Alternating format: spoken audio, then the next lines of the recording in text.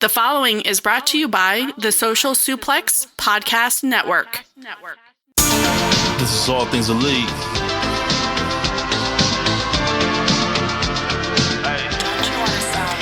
Welcome back to All Things Elite. Load up the pod, man, it's on when we speak.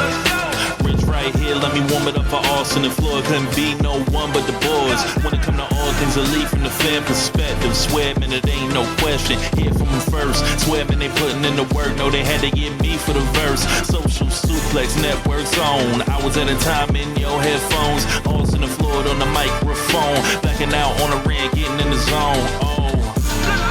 Pulling up the show, give it 7 stars, you already know. Who else could it be but the show with the proclivity for positivity? I'm gone.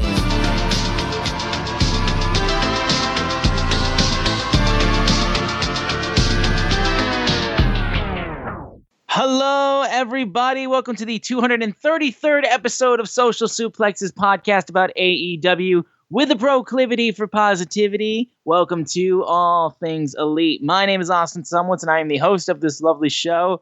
I am back after quite some time away, but I am joined by my good buddy, my good partner, my good friend, Mr. Floyd Johnson Jr. My man, how are you doing? Dude, I am doing amazing. This wrestling world has been... We got so much wrestling now. It was funny. I was having a conversation with JR Perez, friend of the show, often contributor of the show, and he was talking about, like, I'm probably at my all-time low in my life interest in basketball. I'm a LeBron James fan, of course, but I generally watch basketball, right? And like over the last 2 to 3 years, it's just slowly went away. I went from watching less and less games, and I didn't realize why. It was like I always have these little epiphanies when I'm talking to JR because we talk so much. I was like, wrestling has killed my basketball watching. Because so back before there was AEW, you would have WrestleMania, right? Mm-hmm. And then you would kind of have this very slow mid-period of WWE until like Money in the Bank, SummerSlam area. So from the beginning of April to like late June, wrestling wasn't that interesting. Hey, Austin, what happens at the beginning of April to about late June? A lot of things for wrestling. I'm saying the NBA playoffs happens. So when wrestling was less interesting, I would watch the NBA.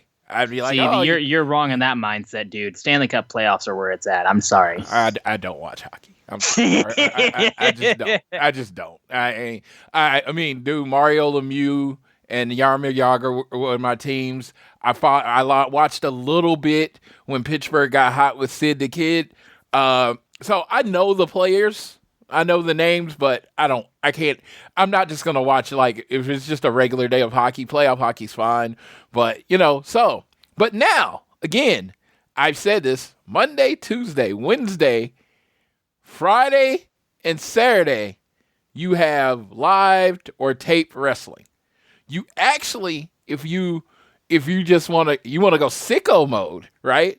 Monday, Tuesday, Wednesday, Thursday, because Impact and ROH release on Thursday, Friday, Saturday, and then Sunday, there's usually some kind of big independent show or a New Japan. So if you really want to go sicko mode, there's about 7 days a week that you can be watching wrestling.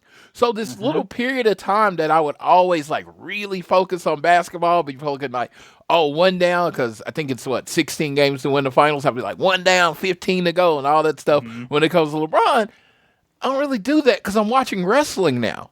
And it's like, because it's always on. So it was just so funny how my passion, wrestling, one, maybe 1A, but I'm gonna say 1 because I'm a big football fan, big pro and college football fan. But they have their period of time where you have to focus on them, right? Mm-hmm. The rest of the year, I'm your number one wrestling guy. You know, I'm always watching wrestling. Like, shit, I watched the little Impact tonight. I never watch Impact. But I like the team of AJ Francis and Rich Swann. I just think they're pretty cool. Joe Hendry has been everywhere on the internet. And oh, my God. And I love his entrance music. I believe in Joe Hendry. Bro, I've been a fan of Joe Hendry since I saw him in freaking What Culture Pro Wrestling. Yeah. Since I saw him there, I was like, this dude's amazing. So, yeah, and that's what, like, JR is a big fan of Joe Hendry. So it's just like, oh, I just don't, you know, stuff gets left out. I even said that. It's like my interest, like, I'm still subscribed to ROH and New Japan. I don't watch them nearly as much. I watch the big New Japan shows. I watch new big Japan shows that are on World. If it requires like an extra $20 or $30 to watch it on Fight TV, shit, I'm good. Impact, dude, literally one of my closest friends has to say, dude, you gotta watch this match. Otherwise, don't watch Impact. It is not bad about this, but it's like, dude, I like regular TV. I like cartoons. I watched the Bad Batch. I ain't gotten so far. So I watched the whole season of Bad Batch for Star Wars Day. I called it Star Wars Weekend for me.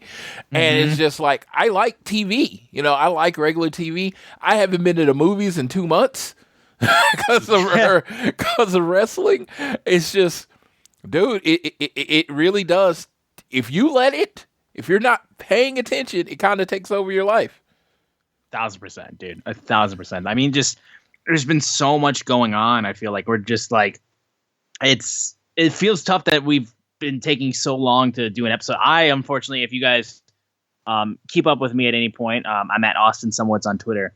My life got completely sidetracked because I had to cover the NFL draft. So unfortunately, I could not do shows for a little bit because I had work, which swamped me with work that I had to do. So I want to give that as the reason to basically let you guys know why I have not been here. And I know we haven't had a show in a little bit, so just want to give you guys an idea of like what's been going on. The great thing is that 1 week we didn't have a show, we still had the show with Sam. Exactly. So you still got some show. You didn't get what was currently going on in AEW, which is what you're about to get now, but you still got something. And it's like, all right, we're going to catch up today, and you're going to hear me do something I don't rarely do, and that's just flat out complain about something. Like, just flat out, unapologetically complain about something, which does not happen much, so that should tell you that it is to me of a concern. I do want to shout out one thing. Make sure you're going to One Lifetime. I know you're going to do your ad reads in a second, but OneLifetimeWorldwide.com. One Lifetime Worldwide, that's Rich Lada's clothing. He has a clothing line, OneLifetime.com. He has hoodies, T-shirts, sweatpants. He has a chest bag. I don't even know what a chest bag is. Then there's the One Nation Radio jogger and hoodie. So make sure you go ahead and check out. It's like the old logo One Nation Radio and the new logo One Nation Radio. So I really did want to shout out because he put it up, and I haven't been able to buy anything yet. I definitely plan to, but I haven't been able to buy anything yet just because, wrestling. I mean, literally wrestling. Yeah. like it's like, okay, I pay my bills. I make sure my wife gets what she wants, and then I buy wrestling stuff. That's pretty much how my life goes. Yeah. Yeah. No, for sure. For sure. But yeah, definitely I would say 1,000% check out that line for sure. We're going to get into a lot with AEW, do a bit of a catch-up episode just for you guys. Before we get into everything, please make sure you guys download this fine show wherever you guys choose to listen to us on your podcasting platform, Spotify, Apple Podcasts, or Google, or anything, whatever you're listening to us on. First of all, thank you. And be sure to give us a share with your friends, family, coworkers, whoever you wish. Rate, review, subscribe so you don't miss a single episode. And then follow us on Twitter. We are at AT Elite Pod on Twitter. You can also follow at Social Suplex, who make this show possible, and have a bunch of other great shows you guys should check out. I am at Austin Somewhat's, SZUMOWICZ, and Floyd is at Floyd Johnson Jr. on Twitter. And news of the week is just we're going to get into the Dynamites that we have not been able to talk about. We'll talk very quickly about AEW Dynamite from last week in Winnipeg, which was on May 1st. Now the show opened up with Tony Khan via satellite in Jacksonville. Of course, this was after the draft, and he was still not able to clear to travel because of the actions of Matt and Nick Jackson, the Young Bucks, when they hit him with the TK driver. And yeah, they then proceeded to get the show completely cut off in the truck. And it's because the Young Bucks took control of the show, basically, and now said, we're in charge now. So they ran a brand new show open, which had a highlight package of everyone in the group, the Bucks, Okada, Jack Perry, with definite usage of the Crimea River, not only the jacket from Windy City Riot, but also the actual all-in clip of him saying "Go Crimea River." Because, I mean, other than that, there really are no good Jack Perry clips you can find. If you look anywhere else, I mean, like I said, you can get good clips of him when he's talking about a guy who doesn't work there. But other than that, you just can't get good clips of Jack Perry. It's a real shame, honestly. I should figure out how to do that. I sent Austin a message last night, and I posted this in his group, and it was funny to me. Damn it! I was like, CM Punk's last trick in AEW, getting Jack Perry, getting Jungle Boy Jack Perry over. Yeah, it's getting Jungle Boy over. Yeah, I was like, dude. I was like, dude. It's just like how much people talk about him, how much he's tweeted about in Facebook. I mean, I don't know if this is going to equal like the type of heat that he wants, if it's going to equal merchandise sales. But that scapegoat shirt, hell yeah, that's flying off. I just keep seeing people talk about people talking about buying the scapegoat shirt and he's my scapegoat and really getting behind Jack Perry. And you know, whatever works. That's all I gotta say. Whatever works. So, hey, it's funny because it's like a lot of people got on AEW bad, including my co-host, that, hey, why did you show the thing with Jack Perry? Oh my God, it's worked so well in their favor. It really has. And what my response has always been is like, short term, yes. Long term, still to be determined. I mean, absolutely. And it's just like, it was just like, oh, they're going off the market. This is 2000 WCW bad, which again, no, you did not experience 2000. Like I experienced 2000 WCW, yes. And guess what I'm going to tell you? There were episodes where I just didn't finish the episode. So understand, until that happens, it's not 2000 WCW bad. And generally, if you look at the rest of the show, it's still like a lot of good wrestling and a lot of good storylines. Even if that wasn't your cup of tea, you had much more stuff that it's, you know, that you could get into. That's the whole thing about wrestling. It's the smorgasbord. I only use that term because it's a commonly used term, but yeah, you might not like everything about AEW, but I think you'll like most of it. So, I don't know. I'm like, right now it's at a win. Over a long time, it might go back to being an L, because it was an L at the beginning, because they were just getting made fun of, you know, when they originally released it, but it's been better. But, let's get back into what we were talking about, the review. Yeah, for sure. Some of the things that the Young Bucks proceeded to do since they now ran the show is Swerve came out as the brand new world champion. You know, he's done 3 shows and 3 matches in 1 week. So he's just being a working champion, but he calls out the EVPs, and then the Bucks proceed to say, you know what? You need some humility, and we have a perfect opponent for you at Double or Nothing. They teased that it was a Canadian that the world hadn't seen in a while. I don't know why some people genuinely thought Kenny Omega, because A, he's still not cleared. B, like, why would they do that?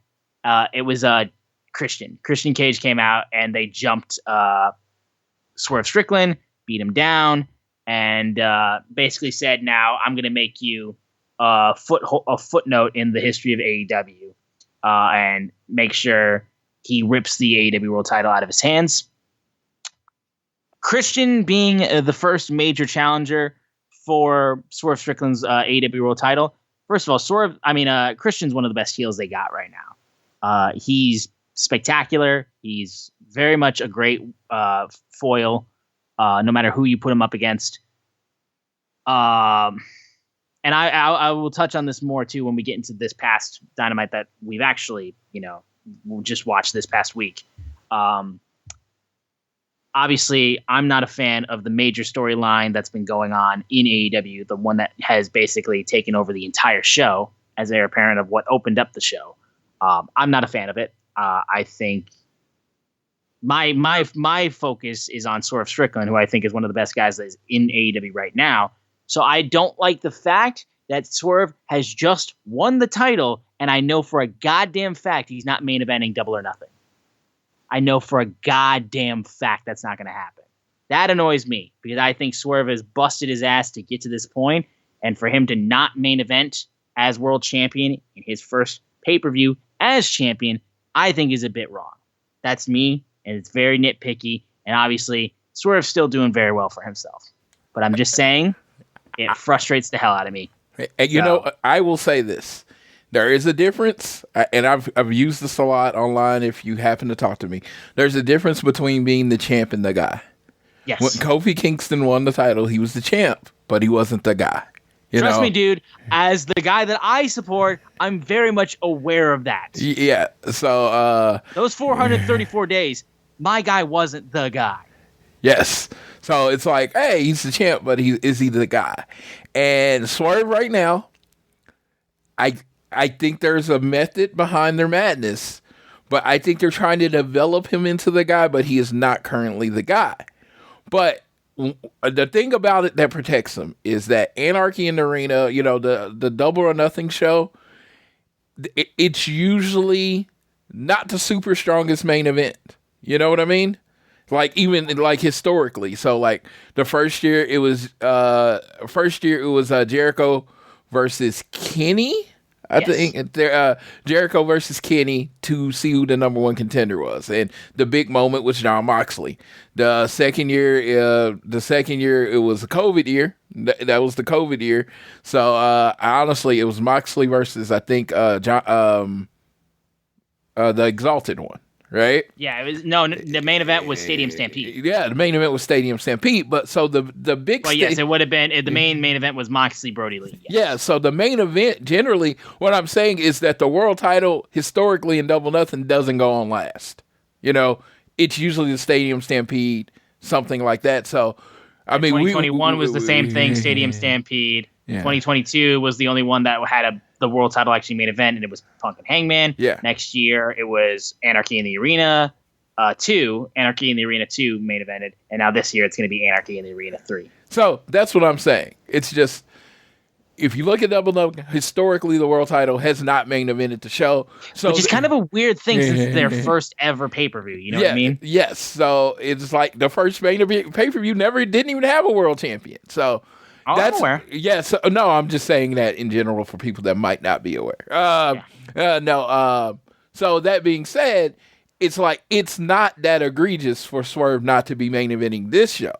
Now, if we get to All In and All Out, the big shows, which even last year, MJF and Adam Cole was not the hottest feud going on, but they main evented the show. So if we get to All In and All Out, and Swerve is not main eventing, okay, I think that speaks more to a problem of him not being the guy. I will agree to that. I will agree to that. So, but yes, initially, it's like, okay. So sometimes you're the guy, and they give the guy the belt, like Cody in a WWE, just for example. And then sometimes they give you the belt, and then they're going to try to use the belt to make you the guy. And I truly think right now that's what it is with Swerve.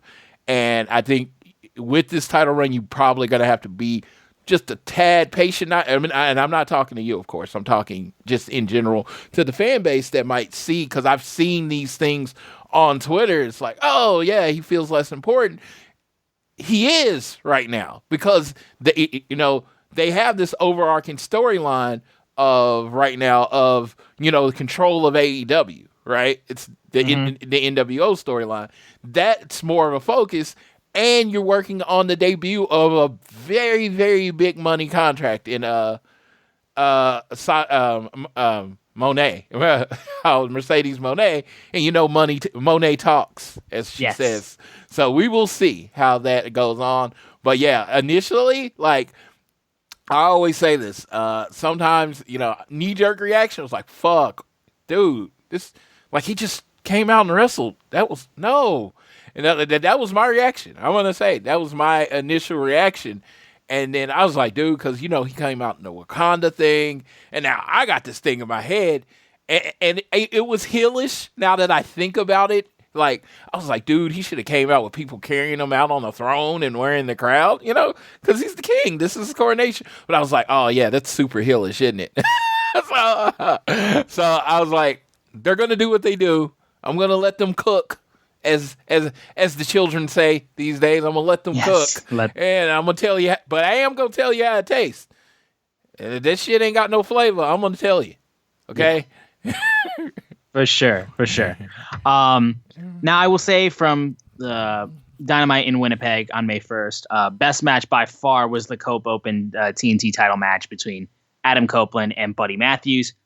My God, these guys put on a damn good match. And there's been a great story of what's been portrayed, because they started it off a little bit last week, and they continued it even more with a really good video package they did this week with Malachi Black.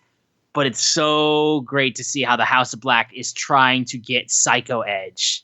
They want 2006, like 2008, like ripping his hair out, like Psycho, like eyes bulging out of his skull, like wanting to spear you into next week, give you a concerto, all that kind of stuff. They want to bring that Copeland out. And you saw there was a moment where it seemed like he was going to do that after the match, but he didn't do it. Even though Buddy smiled at him, telling him to do it, and he didn't do it when the lights went off and on. I like this little story that's going on with these guys, and Copeland's been spectacular since he's been in AEW, and I like him working with the House of Black guys, who are all amazing. But man, like the match, because Buddy consistently is always putting on great matches. He's kind of like the technical beast of House of Black. Brody being the power, and Malachi just being the overall like package. But Buddy can just work, and it's so apparent. And they did an amazing job with this match. Like, this was my highlight of last week's Dynamite for sure. Like, it was just so good. And I knew too, oh yeah, because we're gonna get Brody next week, and I cannot wait for that. Dude, let me tell you about Buddy Matthews. I've always been a fan. And Buddy Matthews is the reason I'm like, dude, why doesn't, AEW have a cruiserweight division? And then I thought about something. The last thing AEW needs is another belt. So never, don't do that. But they have 3 other singles titles that they can kind of play around with, called ROH World Title, ROH TV Title, and ROH Pure Title. Why Buddy Matthews is not being featured on that show as a deal, and why is I wondered this. Like, I've wondered this out loud. I know they're kind of using it developmental, but like some of the people that they don't use as much on AEW, why aren't they using them significantly to enhance ROH's product? Which ROH's product is really good. Don't get me wrong. When I do watch it, I honestly can't remember the last time I logged in, watched it, and been like, oh, I didn't like it. It's good, but I just think there could be more name value. You could get more people using it. Because I think they do, 3 or 4 pay-per-views a year. You got pay-per-views to sell. Instead of, like building up people like Buddy Matthews to, did it. And like Kyle Fletcher is like, I think the TV champion right now. And yeah, I don't see him much. So I figured that's another place for him to do, because you do have like this very talented roster. And some people are like Buddy Matthews. He can just wrestle. Is he the greatest interview? Is the greatest this, blah, blah, blah. I don't know. You can decide on your own, but I know that man can work. So use him more. I want to see him more on my TV. I agree 1,000%. Like, one of the first times, ironically, that I thought I saw Buddy Matthews like really show out, he had a random, when I was at WrestleMania 34, he had a random match during Access where I believe it was him and Leo Rush. And my God, did those guys work their asses off for a match that was not televised and literally just like happening in the background of people at a convention. Like, they worked their asses off, which gave me respect for both of them. But Buddy especially was one of the guys that I was just like, this guy needs to get more stuff, like more time to show what he can do. So I agree with Floyd. More Buddy Matthews. I would love to see more of him. He could be a guy that could genuinely be like, if they wanted to make him international champion, or if they wanted to make him like the Continental Crown champion, like that would be something that I could absolutely go for. Just can you imagine, like, first of all, Buddy Matthews going up against Okada? I feel like those two would just need the living. They would need the living shit out of each other. That would be so fun. And it's just like, there's a lot of matchups out there. There's a lot of stuff out there that, you know, I think can be used. Because the reason I even told you this, the reason I wanted to talk about these episodes, I wanted to go back a couple weeks, is because I thought the one thing that these two episodes had in common is they had big moments, but in general, they didn't have that AEW Dynamite energy that you usually get this time of year.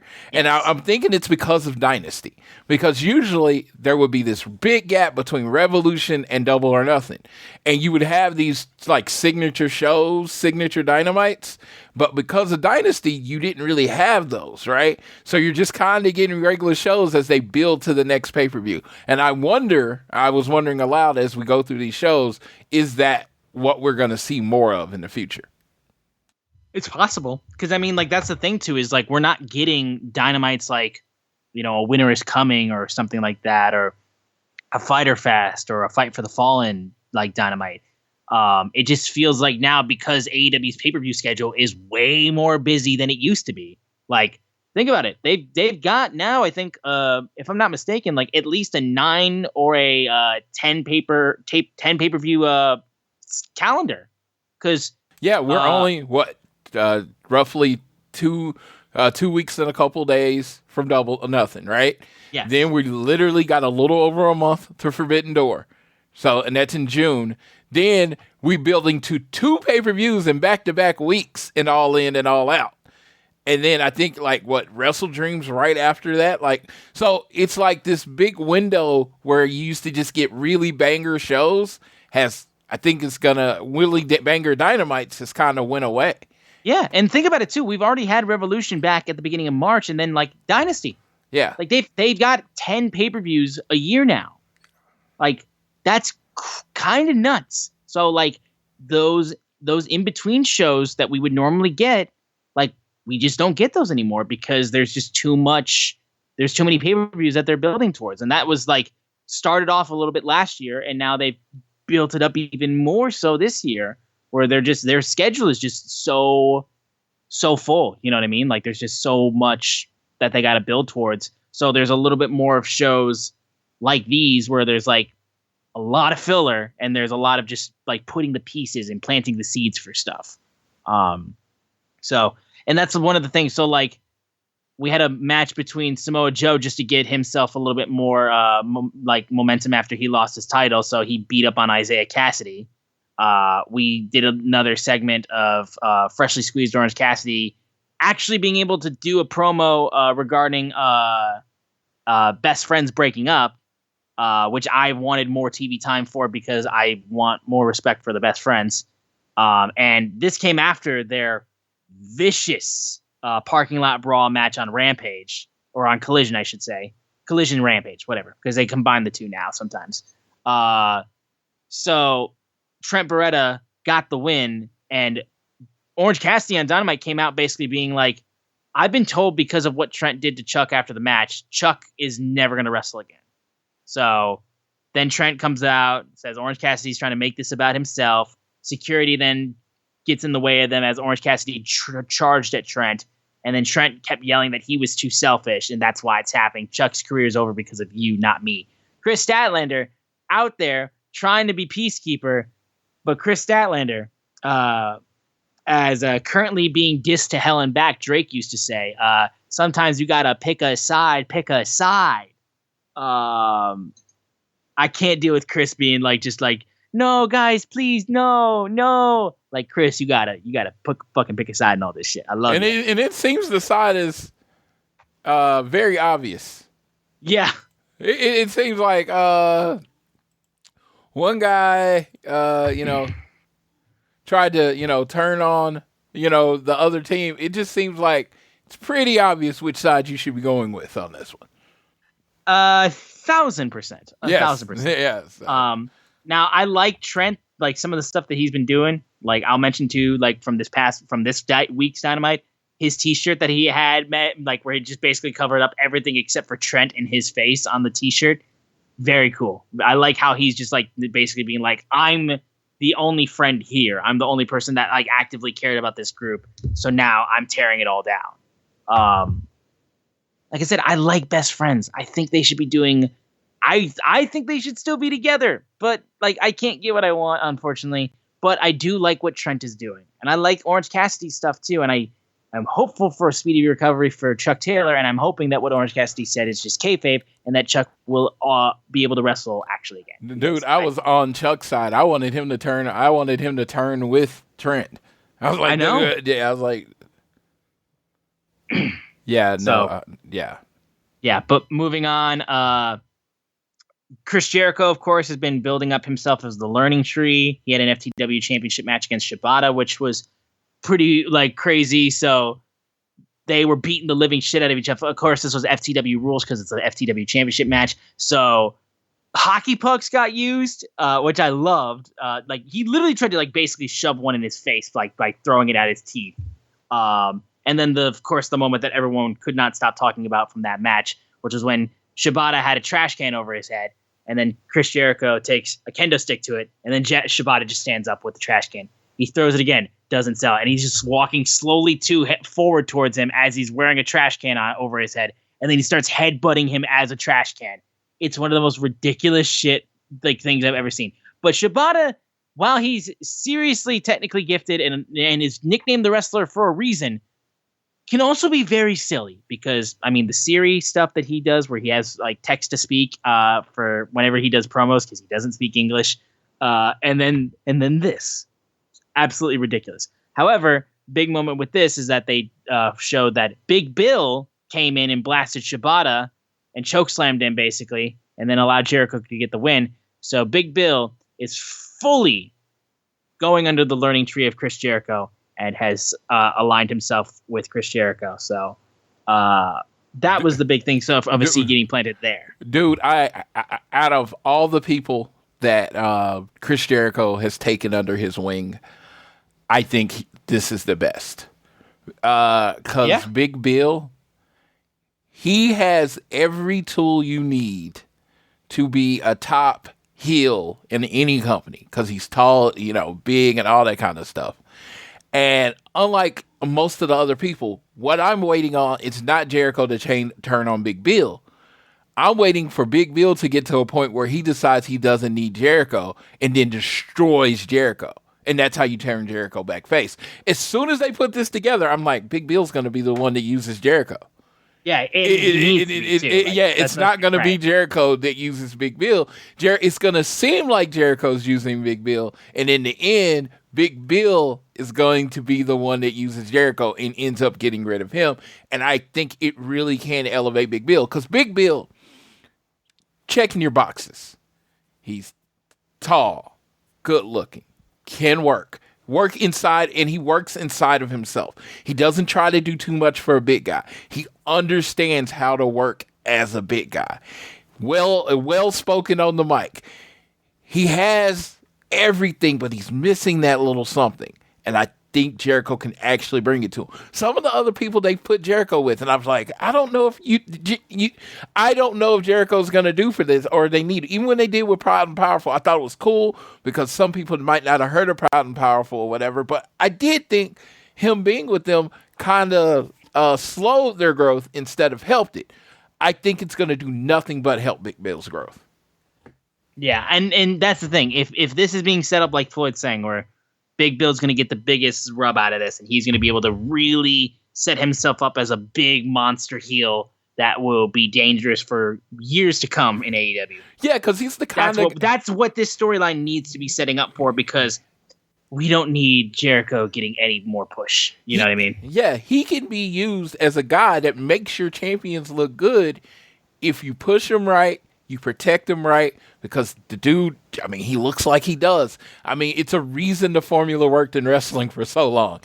He's a giant, he's a legitimate giant. And in AEW, where people tend to be smaller, he even looks more like a giant. Exactly. Yeah. Exactly. So I am hopeful that Big Bill gets some big momentum out of this for sure. There was a match between Brian Cage and Claudio Castagnoli, which was solid enough. It was cool to see Claudio wrestle. And then Mariah May, who has been getting the most momentum in the women's division recently. She's been getting a ton of work recently. And she got to wrestle against Serena Deeb, who the winner of the match would basically become the number one contender for the Women's World Championship and would challenge Toni Storm. Idea was Toni, of course, wanted Mariah to win, so that way her protege could take that spot, and then, Toni would be able to hold on to her title. But Serena Deeb would get the victory. Shout out my girl, Serena. Super happy that she's able to get a World Championship match on the 5th anniversary of Dynamite, of Double or Nothing.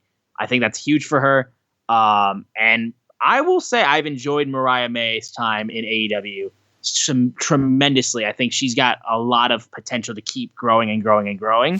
I think Mariah May is the perfect combination. I think she's when you're trying to build a wrestler, if you look at it, she has the look, right?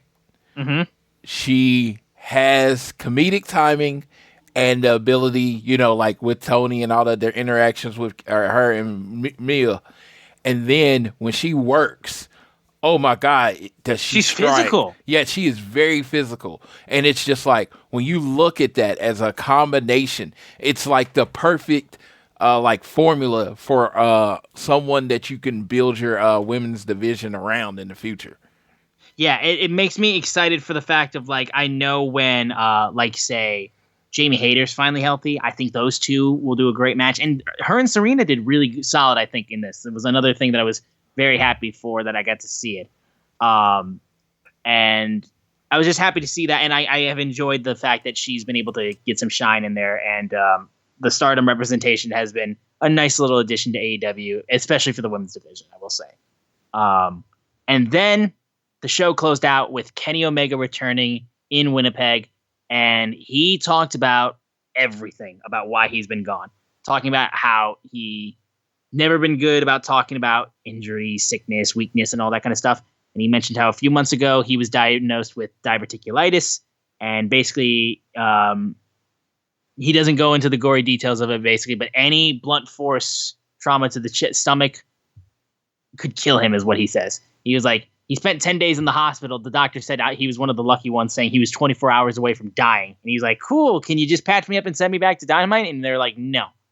They need to get what's in you out of you. And basically, if they don't cut this out, he was going to have a bag, basically, for the rest of his life. And he would be a ticking time bomb. So he had to stop watching wrestling because his hands would start to shake. He was scared for the first time in his career, and he felt pathetic and like a coward. And he thought he would come to the point where today he'd have to come out and say he had to retire. But then he turned on AEW, he watched Dynasty, and he saw Swerve make history. Saw Will Ospreay and Bryan Danielson put on one of the greatest matches of all time. Wishes he could say he was happy, but his hands were shaking again, and the tremors were getting worse. And he's like, am I really scared of being a wrestler? And that's when he realized, when he came out and heard people chanting his name, he was shaking because he was going through withdrawal. Because at this point, the great matchup had happened and all those stuff that we saw in Dynasty. And then Kenny was like, I've already been forgotten. And that's one of the things that scared him. But he needed to be back in this ring, and saying being called the best is what fueled him. So he said, if there's a 10% chance, 5% chance, 1% chance, bag or no bag, you guys aren't done with Kenny Omega yet. He's going to exhaust every last option. He made a mission to change the world, and then brings up Matt and Nick. saying, you've embarrassed yourselves and run roughshod over this company. You're free to do that as EVPs, but you forget there's one other EVP. I may be fired from the elite, but you can't fire me as an EVP. So as far as I'm concerned, until someone says otherwise, a part of the power belongs in this company to the Best Bout Machine. That's when Kazuchika Okada comes out. And for the first time in the 5 years of AEW existing, Kenny Omega and Kazuchika Okada are standing face-to-face in an AEW ring. One of the biggest non-WWE feuds of all of pro wrestling. And we get the face-off for the first time, to which Okada says, I'm sorry, Kenny, I'm the Best Bout Machine now.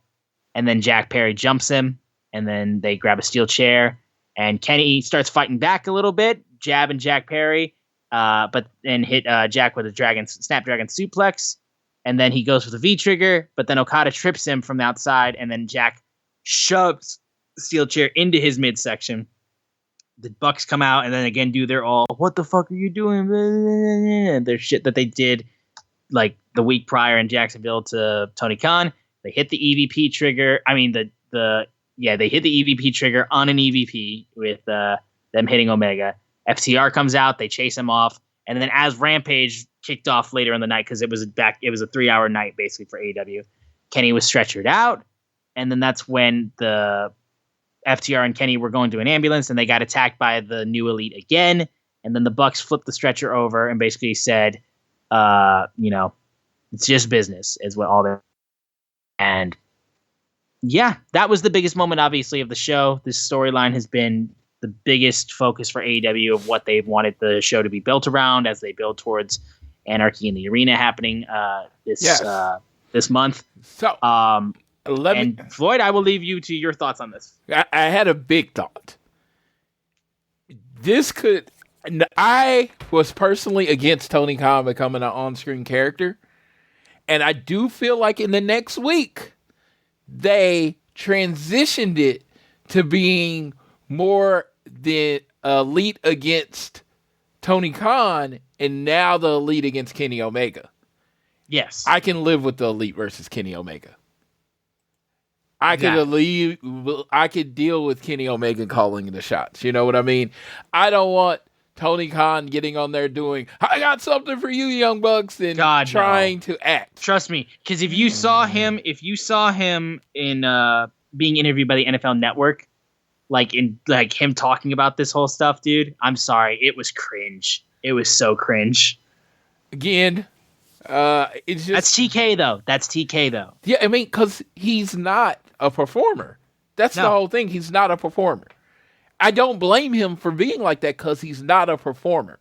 He is the ringmaster of the circus. You know what I mean? He's not the performer of it. He's not even the ringmaster. Like, put somebody else in that position. He's the guy in the back that has organized the circus, and you send someone out there and you're like, hey, make it happen. It's like he is the architect of this. Yes. And there's nothing wrong with that. Be the architect. You don't have to, you know what I mean? You're not required to be on TV. Yeah, square peg, round hole. Don't do it. You know what I mean? Don't do it to yourself. Because guess what? You're gonna go and you're not good at it, and then you're gonna go out there, and then people are gonna be like, "You're not good at it," and he's like, "Well, I know I'm not good at it because you're not a performer. Let the performers perform. Let them do what you pay them to do." Right? 1,000%. Yes. So if this is leaning towards more of Kenny leading the pro AEW team, I eventually think it's going to be Hangman. But maybe they do Hangman. Hangman goes back after Swerve or something. But I think the perfect face of the AEW team will eventually be Hangman, right? Because he was the first, technically like the first wrestler signing. If you look at it, in the groups, Cody, Kenny, and the Bucks signed as wrestlers, EVPs. They signed the dual contracts. The first wrestler signed by AEW to just wrestle was Hangman. So who's better to be the face of Team AEW than the first signing of AEW? And again, too, like this whole thing is the elite, split off from what it was to what it is now. Yeah, and they suspended Hangman him being from the involved league. makes all the sense in the world. Yeah, so they suspended him from the league. I think it has to eventually go to being the Hangman. I mean, again, he has his stuff with Swerve, but I think you can pick that up at any time. Anytime. Because you have these months that, you know, if you looked at the AEW formula, you know, over the last few months, you pay attention, you know, it goes kind of, you have a group in for Anarchy in the Arena. It might not be the exact same group, but a very similar grouping for Blood and Guts. And then they have the Stadium Stampede. I imagine the Young Bucks and the Team Elite are going to be in all three of those matches.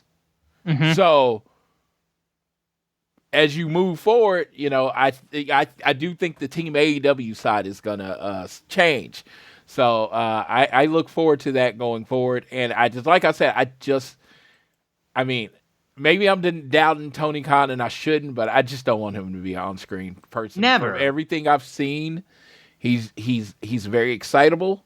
He's very good. You can tell he's a fan, and it would be the same thing if I would like for example, like I took part in like when 2K19 did the AJ Styles Tower Challenge, and you had to cut a promo to once you beat the tower, you had to cut a promo, and then if you got chosen, you would get to go to Mania and compete for $1 million or whatever. I took part in that, and my promo sucked. It was not good. I tried. It was not good. And you can't find it. I enlisted it. Good try. But other people did promos too. A lot of them were bad. Yeah, because they don't do this for a living. And they don't do this for a living, and they're not pro wrestlers, and they're not performers like that. Yes. So, same thing goes for Tony Khan. So if he has a representative as his like face, the person that does the talking on screen, that would be my preference.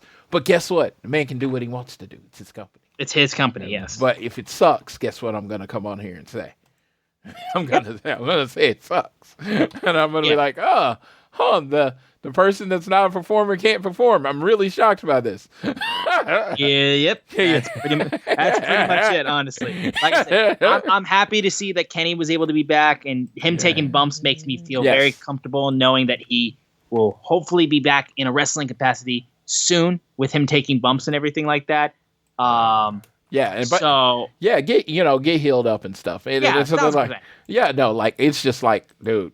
It just makes me feel comfortable and happy to know that he's further along than I would have thought. You will find not many people with a higher opinion of Mr. Tony Khan than I do. I mean, dude, wrestling. He puts on my favorite brand of wrestling in the world. But just do what you're good at. Yeah. Yeah, you're not gonna ask a quarterback to go punt in the NFL. You know what I mean? To use another business that he's in. You're not gonna be like, you're not gonna, Trevor, go out there and punt the ball. You're gonna be like, dude, I'm not a punter. You know? Yeah. No, exactly. But the event though, like I said, that segment was pretty solid, I will say. And it really was the show. No, it was. It was probably the best. It was probably the best heel stuff that the new Elite has done, because the way they just dismantled Kenny, and because Kenny's beloved. Like, I can't think of many people that hate Kenny Omega. So the way they dismantled him and that kind of stuff is genuinely really well done. And Jack as well. Jack, I can't take this motherfucker as a threat anyway, because he got his eye busted up by a guy who's not fully cleared yet too. It's like, Jack is not threatening. He will never be threatening. Like, his promo he cut afterwards that they put on social and they showed on this week's Dynamite, it was probably the best promo I've seen from Jack in a little while. It wasn't amazing, but it was still the best promo I've seen from him in a bit. But God, is he not a threat? Like, my God, he's just like, so I hear him speak and I just go, that's cute. Dude, I don't know. I dig him. I love that for you. I love it. I really do. I don't want to like him. I don't. Because I'm like, God damn it worked. That's how I am. That's where I'm at. It was like, I appreciate your mindset of that. I still don't think it's worked yet. I think it's like, looks like it worked right now for the short term. For the long term, I still think this is going to do more harm than good. But that's just me. I'm biased against some people. So, dude, You know one thing that works in wrestling? And it's worked for the last 10 years better than most people have thought? Attaching yourself to the Young Bucks. The Young Bucks is really the learning tree. When you attach yourself to the Young Bucks, you come out more over. Whether you're wrestling them, whether you're in a crew with them, whether anything. If you work with the Young Bucks, you come out more over. And I don't know why. I would be inclined to agree to you with that, but I would raise you with a where the fuck is Private Party? Again, Private Party were on their way, and then they had a guy out for a year and a half. I'm aware. I'm just saying. I'm like, who knows? It's like the whole Isaiah and Hardy thing, all that stuff was like, I don't think it was supposed to last that long. It's possible. It's very possible. It's like, but it was like, what do you do with him? His partner, half of Private Party was gone. It's like, so I don't know. It's just like, I don't think I wouldn't count that against them. I can't count it for them in any way. Right. Can't count it against them either because you can't control injuries. No, you can't. No, you very much can't. But yeah. I just wanted to mention that too. And again, I feel like, because I even feel like over the last year, like I think Top Flight was about to get pushed, and then the dude broke his ankle and was out like a year or whatever. And man, that kind of slows down your shit. It does. So, all right, we'll move now into this week's Dynamite in Edmonton, which was, if you couldn't tell with the amount of Oilers jerseys and the Let's Go Oilers chants that took place multiple times, they were literally a couple hours, like when Dynamite was set to go off the air, the Edmonton Oilers were set to play a playoff game against the Vancouver Canucks. And good for you guys. You were super excited because the Oilers went up 4-1 and they still lost in overtime. Dude, so let me tell you. My friend kept saying, did these fans get lost on the way to the hockey game? Because, dude, they were not there to see a wrestling show. They were there to kill time until and they were cheering the hockey. Let's go Oilers. I'm like, you sons of bitches. You sons of bitches. Canada, we used to count on you to be a bomb-ass wrestling crowd. You used to be the wrestling crowd. Canada, you go to Canada, their crowds were going to be stupid. You have failed this city, okay? You have failed me. Dude, when I was growing up, I remember Impact. I had the Team Canada jersey, and I was like, dude, I'm going to move to Canada. And I was like 18. I was stupid. I was like, I'm going to move to Canada. They're like, why are you going to move to Canada? They love wrestling more than anybody. Because I just remember those Canadian crowds, man. They were amazing. They were like Lyon, France or whatever. Man, go to Canada. They were going to kill it. They were going to bring it. Nah. Their time is up. Europe's time is now. Because Canada has let me down 2 weeks in a row. Yeah. 2 weeks in a row. And 2 weeks in a row, you've let me down, Canada. I fool me once. Shame on me. I literally wanted to get on my All Things Elite account and put up the song "Blame Canada" from the South Park movie. Yes. Because guess what I blame for last night? Canada. Y'all were trash. And I understand it's a high bar. You were probably an all right crowd, but I have such expectations for Canada that you failed this city. Yeah. I mean, dude, I got nothing else to say in that regard. And you got what you deserve with your Oilers blowing it. Yes. You blew it. So, but moving into this show, though, it opened with freshly squeezed Orange Cassidy facing off against Trent Beretta, and they went off to the races. And they did really, really good stuff. And Trent looked vicious, too, with some of the stuff they did. Unfortunately, I saw there was a spot that's been very much critiqued heavily, which was the fact that Trent hit a pile driver on Orange Cassidy on top of the steel steps, and then like he was still like moving around. You know what I mean? Like that to many people felt like when you do something like that, you should be done. Like the fact that it was after Orange Cassidy rolled him up and got the pinfall for the win, but later afterwards he gets pile driven on the steel steps, flipped underneath the ring and like flipped there, and then Orange Cassidy still looked like he was going to grab a toolbox and hit him, but he still got a steel chair to protect himself still while that whole thing was happening. Some people thought, okay, you jumped the shark there with him still moving around after he got his head spiked on the steel steps. Dude, I saw that. Dude, again, wrestling evolves. Back in the day, that's a write you off for weeks spot. They pile drive you on it, they carry you out on the stretcher. That's how it goes. But wrestling evolves. And I don't know. Personally, I wouldn't have done it. But who am I to say what they should do or not? I didn't like it. He's supposed to be on the ground convulsing after getting pile drived on steps. 1,000%. Yeah, and it's just like, I mean, dude, there was the pile driver from the second rope. That was the first time I saw it. It was in New Japan. And I saw somebody do a pile driver from the second rope. I mean, it's probably been done way before then, but that was the first time I saw it. And the first time I saw it, I was like, dude.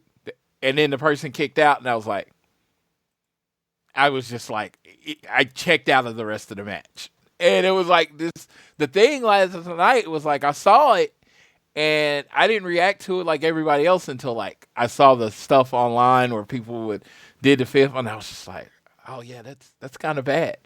And I'm like, I mean, it doesn't ruin wrestling for me. We all know it's a show, but yeah, I don't know. I think you should save that. And if you were going to do it, it should have been the last thing. Yeah, Orange Cassidy should have been stretchered out. So I don't know. That's just like, that's how I see it in this fantasy world of professional wrestling, that, there's no, that should mean more. That spot should mean more. I agree 1,000%.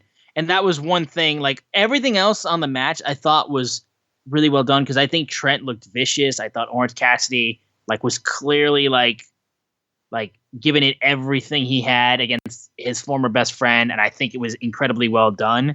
But that alone, that little moment, it was just kind of like, that was like a small thing. Obviously, it didn't ruin the whole match for me, but I was also still kind of like, come on, guys, like, what was that? Like, that was so overkill that like it just like you could have been able to sell it a little bit more. But and also too, I will mention too, Don Callis was on commentary for this, and he actually got in there and like tried to help Orange Cassidy actually. So, and he kind of did the same thing to like stopped Trent from going even further. So Don Callis actually with a rare save there. So I had to mention that as well. We then had, oh yeah, I forgot to mention too, they ran the New Elite intro 2 weeks in a row. To which I commented, if this was your first week of Dynamite and you saw those fucking goofs and that was the first thing you saw for the intro, you would have been like, why would I want to watch this show? But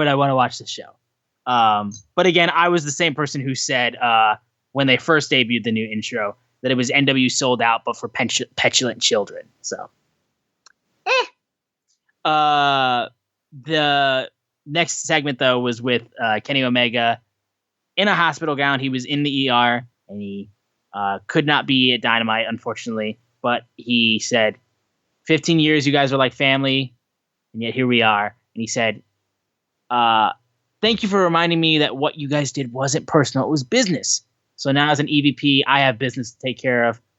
And he said, you like to beat to your own drum and you like making your own rules? I'll throw the rule book out of the window. Anarchy in the arena, no rules. Young Bucks, Okada, Jack Perry against Team AEW.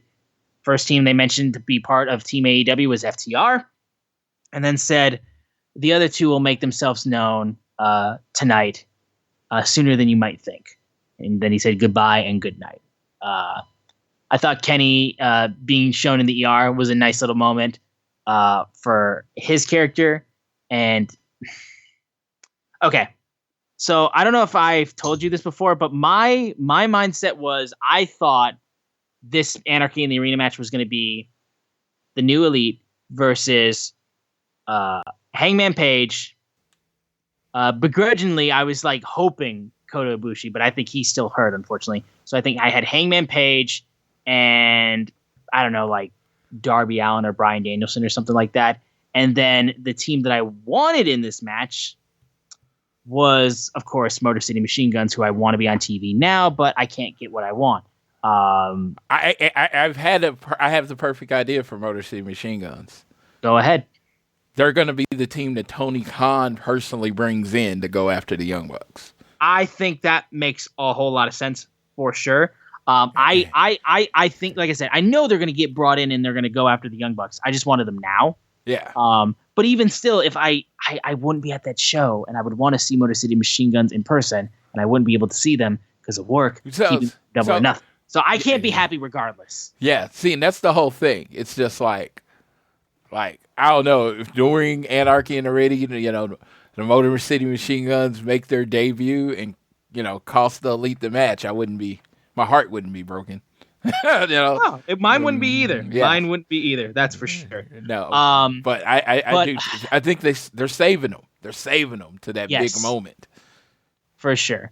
I want to know if I genuinely might need to ask you about this too on the air too, because I was talking to my little sister Sydney about this too, but I want to ask you at least right now, because FTR was the first team that was announced for this Anarchy in the Arena match for Team AEW.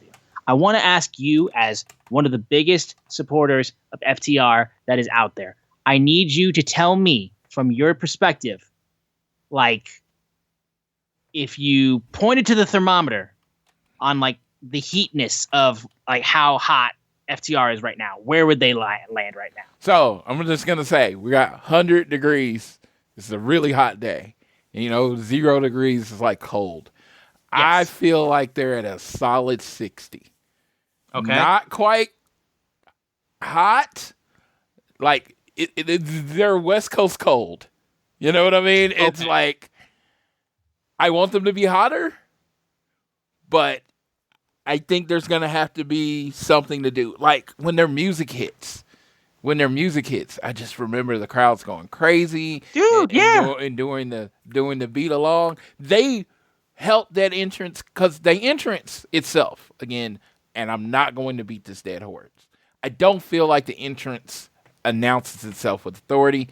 Again, I'm not going to beat that dead horse. I've made that point before. But the crowd used to carry it. They would pop, and then they would, start doing the song with it, and it would just make it so much fuller. When they don't do that, it comes off flat, right? So last night they come out, and it was like, yay! It was almost like, oh, we already knew you were coming out. Who else is coming out? That kind of thing. Exactly. They were like, just show us who the other team members were. And the contrast on what a good entrance can do was done right there. Because you go FTR's entrance, right? Which is FTR's entrance. They love it. I love it. I love it for them because they love it. And I want them to have what they want. But then you go, the world is cold. You better knuckle up. The world is cold. You better knuckle up. I'm like, come on. How do you, I don't care if you hate Eddie Kingston. How do you not get into that beat when it hits? 1,000%. And then you get Bryan Danielson's song. How do you not? And then it has that beat. I'm like, come on. How do you not get into that? I'm not a music guy. I am not Rich Latta. He could probably explain it to you way better than me why it's so awesome, right? But it's like, those are like Eddie Kingston and Bryan Danielson have face music. They have music from the first note. Boom, you better get up. And I just don't feel like FTR does. And again, that theme has been there since they were heels too. Yeah, and that's what I'm like. And even I've pointed out, even the inspiration of it is the Midnight Express, who were heels. So I don't know. I'm not saying throw away the intro. Mikey Ruckus is a fucking genius. I like him to go in there and pop it up a little bit. I get that for sure, and obviously, like my conversation isn't more so about their music, but for me, you said like 60, was like kind of where you were aiming. See, for me, it was like more like 45, like below average, like of what I would expect FTR's heat level to be at right now. I think this is like in terms of like their level of hotness, it's not bad, but it's like the worst they've had since they've been in AEW. Is that fair to say? Correct. And I do think FTR needs to do what FTR do. When FTR gets over? When they wrestle. Yes. They are great talkers. Don't get me wrong. They are great talkers. But you know when FTR is magic? In between those ropes. Right. They took a tag team reign that a lot of people didn't want to care about. And they went out there with Juice Robinson and Switchblade Jay White, basically a non-tag team, and fucking killed it. That's when FTR is at its strength. Put them in the ring and let them wrestle. So I think they need a couple matches, especially on the way to Double or Nothing. Again, I know Dax had a concussion, so he might can't work right now. I don't know. Well, he has a match Saturday, so obviously he can wrestle. So Dex had the concussion, Cash, all that, whatever. Their strength is when they work. So let's get a match going, that kind of thing. And Dex has a match on Saturday. I think that'll help, which is a very interesting opponent we'll talk about later. But, sure. So I just think their strength is when they're in there putting on matches. I think that's what they do better than anything. I think that's fair to believe. I think that is for sure. And again, like I just wanted to bring that up because just like you, I love FTR, and I want those guys. I want the best for those guys. But that's why I honestly mentioned Motor City Machine Guns, because if I got to be frank right now, like I said, FTR needs to get the fuck away from this feud. Like I think FTR needs to get off, do their own thing, put out banger matches. And then even maybe turn heel if they want to, like where I think they do some of their best stuff. But that's just me. I don't want to harp on that much more. I think it's cool that they're going to be in this match, and I think they're going to kill it. But I just had to mention that. Now we'll move over to Serena Deeb, the professor, coming out, and she cut a promo ahead of her world title match with Timeless Toni Storm. And she talked about how she is going to prove how she can losing is not an option for her at Double or Nothing, and how she's going to win the AEW Women's World Championship. She brought up her unfortunate seizures that she suffered after being gone for 15 months on the shelf. Said it was the most traumatic experience and a weight on her shoulders at all times. And she said basically all this time to reflect, and what she needed, and the thing that stood out was being AEW Women's World Champion, and she imagined what it was going to be when she finally became World Champion.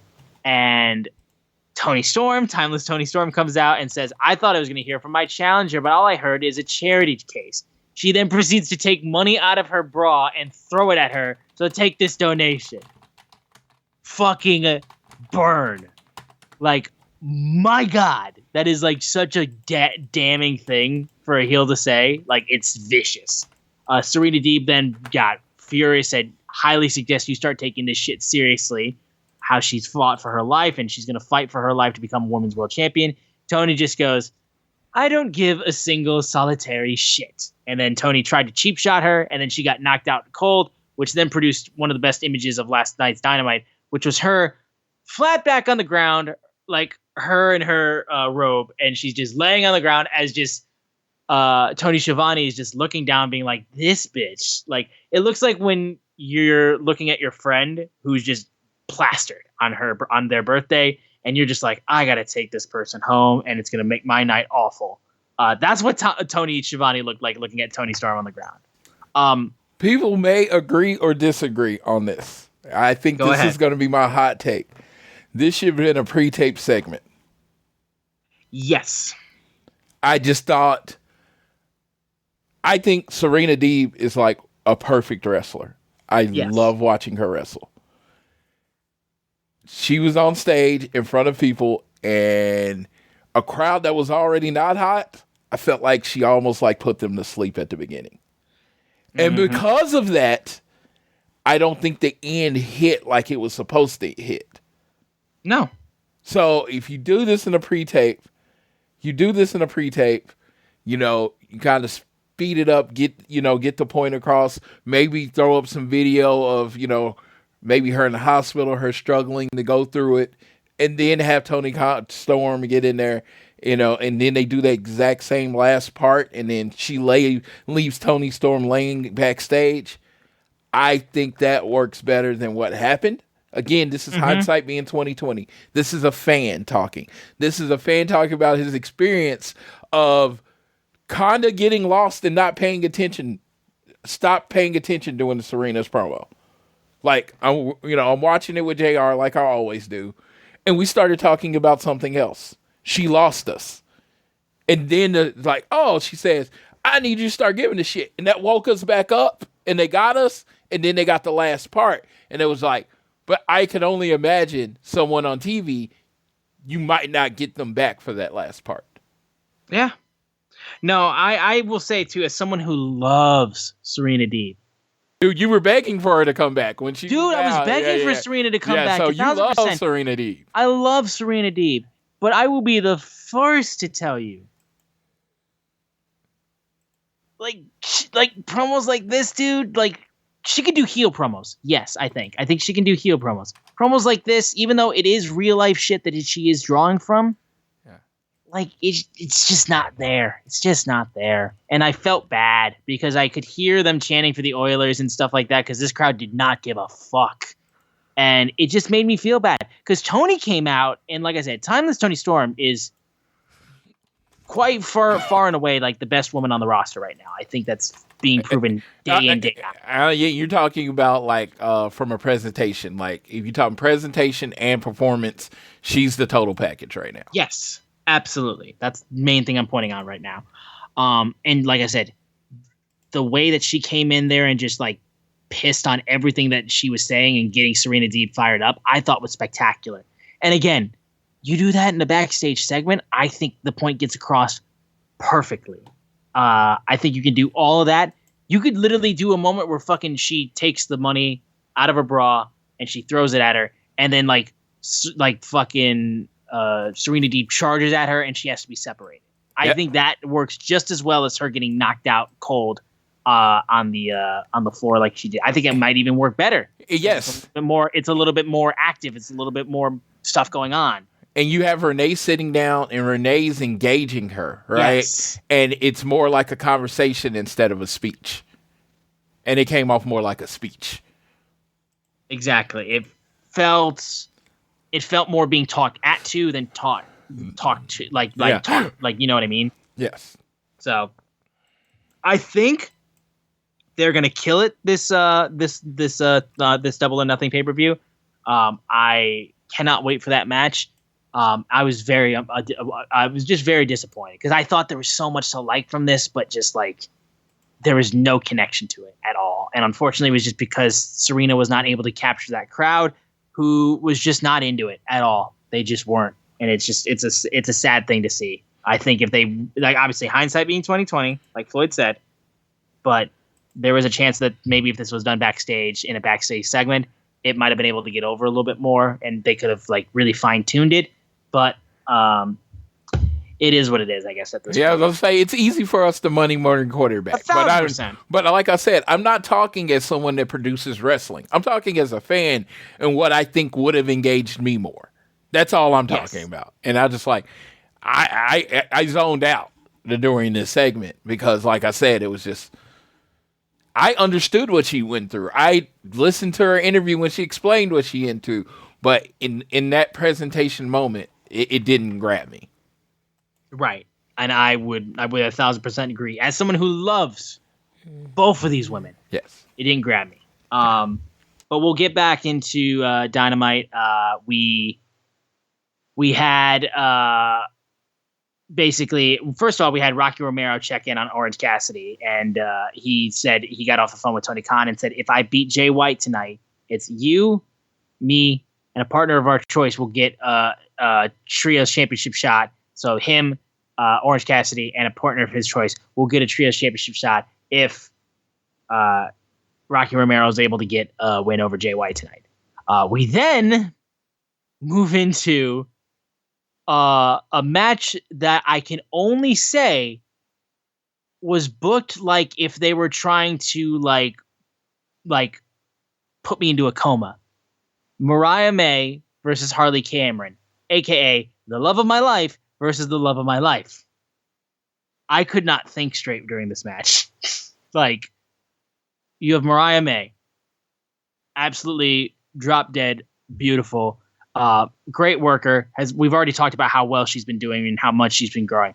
Versus Harley Cameron, another lovely, beautiful Australian girl who also knows how to rap Godzilla by Eminem. We've seen her do it on television. She did it when she dissed The Acclaim. From that moment, she stole my heart. So I don't even know like what I was supposed to do. I love the fact that these two, who are the best of friends, if you follow them at all on Instagram, they are like nearly inseparable. So seeing them actually get a match on Dynamite made me genuinely happy for them, because these two are really close, and seeing them be able to wrestle on Dynamite was awesome. And it was just cool to see Saraya on Dynamite as well too. The match itself I thought was pretty solid. I think it did its job. And unfortunately there was some controversy with some guy in the front row who was being a perv, who Saraya even called out on camera, like, get the camera on this dude for being misogynistic and a fuck. He apparently did the same thing during Ring of Honor tapings towards Sky Blue, which led him to getting kicked out. Yes. Fuck that guy. So to anyone out there that even begins to start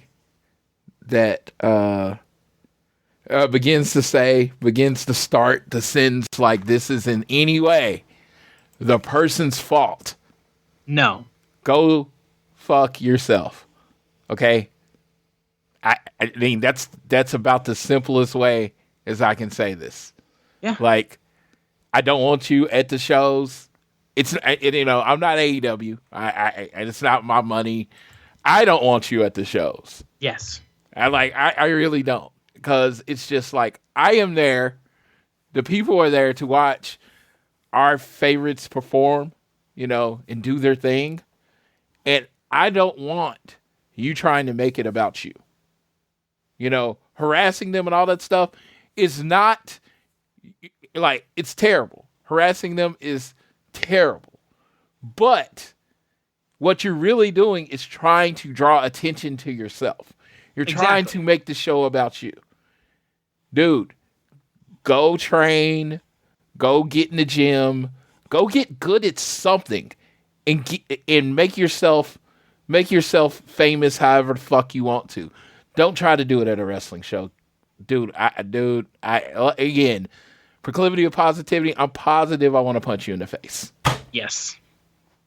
And I'm positive I want to say, like, a massive shout out to Mariah May and Harley Cameron. Very, like, it's tough when, like, you guys are best friends and you work in the same industry. But whenever a friend gets to wrestle a friend and, like, they're super close and they get to do it on TV and stuff like that, it genuinely makes me happy, because you got two people who love their job, who love each other, who get to, like, work against each other on TV. I think that's really cool. And I want to give massive props to Harley Cameron and Mariah May. Genuinely, I think they're great, and I think they both have the chance to continue to get even more better. This was big for Harley. She hasn't had a Dynamite match in, like, weeks, months. So that was genuinely really cool for her. Mariah May was able to get the win on Harley Cameron. Afterwards, Saraya jumped Mariah, and Mina Shirakawa came out to the aid of Mariah May. They once again shared some champagne, nearly kissed again, but Mina pulled away at the last second. And then they started dancing like a bunch of wine moms, which is a cute little moment. So, yeah. Anything you wanted to comment about the match itself, Floyd? Are you muted? I am. I thought I was pressing unmute, but I think I pressed mute instead. Harley looked really good for someone of her. She's been wrestling, but she hasn't had a lot of TV time. Yeah. I thought she looked really good. Mariah was as effective as possible, and I saw some chemistry there, and I see what they could use Harley for in the future. Yeah, I think that's the biggest thing. We then had the Bastard Pack backstage, and They asked him about Death Triangle, and he said he wasn't concerned about that. And that's when the Unified World Trios Champions Bang Bang Gang came out, Jay White and the Guns. And he said, I can help with the confusion. No one's concerned with Death Triangle because Death Triangle is DEAD. And then you had fucking Austin in the back just shout, Death! I'm like, that's not how you spell dead. Dude, like, so it's such an undercover funny moment. Yes. Yes, like, it was so funny. Got him. Yes. Like, so funny. And then Jay mentioned how he might have to go after the Continental Championship in Okada, get another belt added to his bat covered in gold. But now he's got to deal with Rocky Romero. So you and your friends hang out in these dark hallways, and maybe you can learn a thing or two about winning. So that was the biggest thing I wanted to comment about that. That line was genuinely funny. We then had a face-off between Swerve Strickland and the Patriarchy Christian Cage, and they showed the footage of last week, which also forgot to mention too. Kill Switch yanked dread out of the hair of Swerve out of his head. So he said, "Listen, I can't blame you for what you did. You saw someone at the top, you went for that person, and I'm not gonna wait any longer." So he wanted him to bring his ass out there. They went face to face. Christian said basically, people said it was sick when I ripped out one of your dreads. Every single week, I'm going to take something from you until I take what it is that I want, which is the AEW World Championship. You've been riding this huge wave of momentum. You rode it to the World Championship, but at Double or Nothing, that wave will crash at my feet. You're not in my league, and I deserve to be standing at the top of the mountain as AEW World Champion. But after the dust is settled, shout out to him as well, giving a jab to the Edmonton Oilers as well during that whole point. But he said, when the dust is settled, you can know that your house is being foreclosed on. You can see gold whenever you want, even though you won't be champion. Just look in the mirror and see those stupid gold teeth. Unless it is I take those from you right now. The Mogul Embassy, though, gets brought out. As Swerve said, I wasn't coming alone. And he said he dared him to get in the ring, or else I'm going to treat you like Kendrick Lamar treated Drake. Shout out to that beef. And he said, wouldn't be the first time a Canadian deadbeat dad gets beaten up by a badass like myself. Yes. Yes, I gotta get that in there. Get that in there. I gotta say this. You know how I know Drake lost the rap battle? Go ahead. Swerve made a joke at Drake's expense in Canada and got cheered. Yep. Dude. You lost. I could talk about that. I didn't even listen to all the songs. I like a rap battle ranks right above taking out the trash of the important things in my life. So not that I cared. I listened to a few of the songs. I listened to Rich Latta and James Boyd on One Nation Radio this week. They completely broke down the whole rap beef. Okay. And I listened to that. Right. But from a wrestling fan's point of view, I did not think it was possible to make fun of Canada's favorite son and get cheered for it. That's how I know you lost. 1,000%. And I could talk about that beef forever. I've listened to all the songs, but not going to do that. Yeah. We then had Swerve talking all about that, saying we all know when Christian is faced with an uncomfortable position, he's going to say, I quit. Tease for an I quit match. Got him. For an I quit match. No, it was from when he said I quit the Edge. Oh, okay. It was a shot. Oh, it was a tease to that moment. Okay, yes. I thought they were teasing another I quit match. Okay. No. He was just saying you already quit. Okay, got it. That's then when Brian Cage attacks Swerve from behind, and the Mogul Embassy turns on Swerve Strickland. Christian is Jesus Christ. Christian Cage is then cheering them on and like giving calls from the sidelines as the Mogul Embassy beats down Swerve Strickland and his group turns on him. And then we find out that basically it was a great idea that came from the EVPs, that came from Matt and Nick. And they said, pleasure doing business with you. Start of a very fruitful working relationship. So and that is how you keep. That is more of a precursor that Swerve may be ascending to the guy, because they are making the main storyline even a little about him. Fair. It was funny because I was waiting till we got there because I saw that and I was like, huh. You know, when they ultimately do Team AEW versus Team Elite, so maybe this summer it's just the Young Bucks throwing people at Swerve, and then eventually it leads to Swerve actually going against the Young Bucks. It's very possible. But yeah, so there was that. And then we had Willow Nightingale get interviewed basically saying she's ready for Double or Nothing in the CEO, Mercedes Moné. We'll then move over to the match between Rocky Romero and Switchblade Jay White. God, the crowd did not even make a fucking noise when Rocky came out, and I felt bad because he actually wrestled really, really good in this match. But, like, dude, I've never heard such, like, silence. Like, and it made me sad because Rocky's good. Rocky's genuinely pretty solid. And I just didn't like that. And again, it just made me more upset about this crowd. And I'm more happy about the fact that the Oilers lost and they blew it. They blew a 4-1 lead. And it made me so happy. So happy. Y'all are wasting Connor McDavid and you know it. You know it. All right. Hey, shout out to Swerve for giving the Connor McDavid reference. Like he knows his audience. Oh, he knows hockey. Yeah, he knows hockey. I'm not going to say he knows hockey, but he at least Googled Edmonton and Oilers. He at least Googled top player for the Edmonton Oilers before the show. Yeah, I know that. Yeah, yes. But thank God Connor McDavid is an easy hockey name because if it was a hard hockey name, dude, he wouldn't even try. I guarantee. Yes. No, and I wouldn't either. I would say don't try. What are you doing? Exactly. So I will say the match between Jay and Rocky was damn solid. I will say, even though the crowd could not have given two shits. Jay White got Rocky with the Blade Runner, and then they double teamed him after he was down. That's when Pac came out and chased off the Bang Bang Gang. We'll move over now to Chris Jericho and Big Bill. They beat up some jobbers, and they cut a promo afterwards, basically saying how Big Bill was being pulled into the Jericho vortex, and he's doing the whole like, yeah, I love you all. I wish I could be on Dynamite for the full 2 hours, but FTW champion and as FTW is for the world, for all of you. And then basically said, thank Hook, because we haven't seen him since he essentially hit himself in the face with a baseball bat at Dynasty. Take all the time you need, Hook.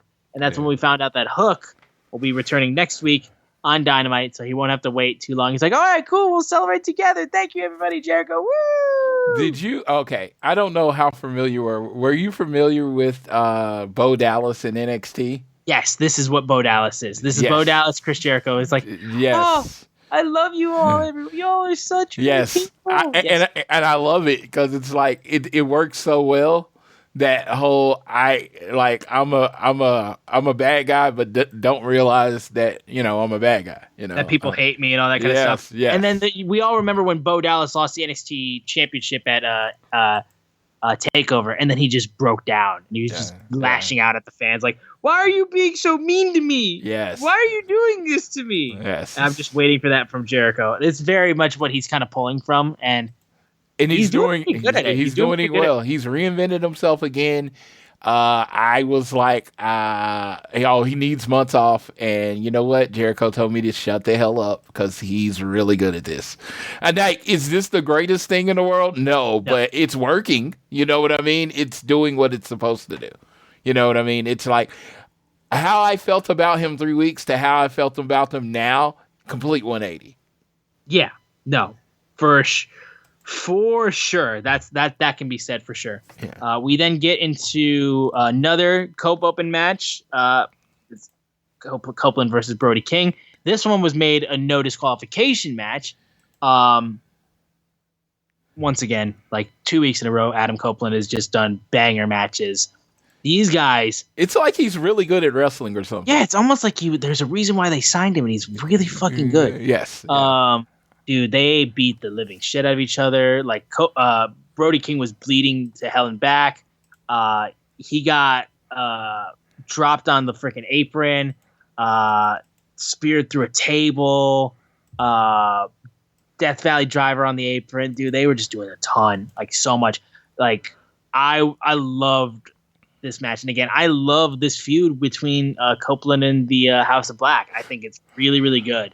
And what was really cool is that Kyle O'Reilly, the week prior, came to Copeland and mentioned how like huge he was in inspiring him in his career. And he made sure that when Brody King was beating up on him after the match, Kyle O'Reilly came in and he chased off Brody King.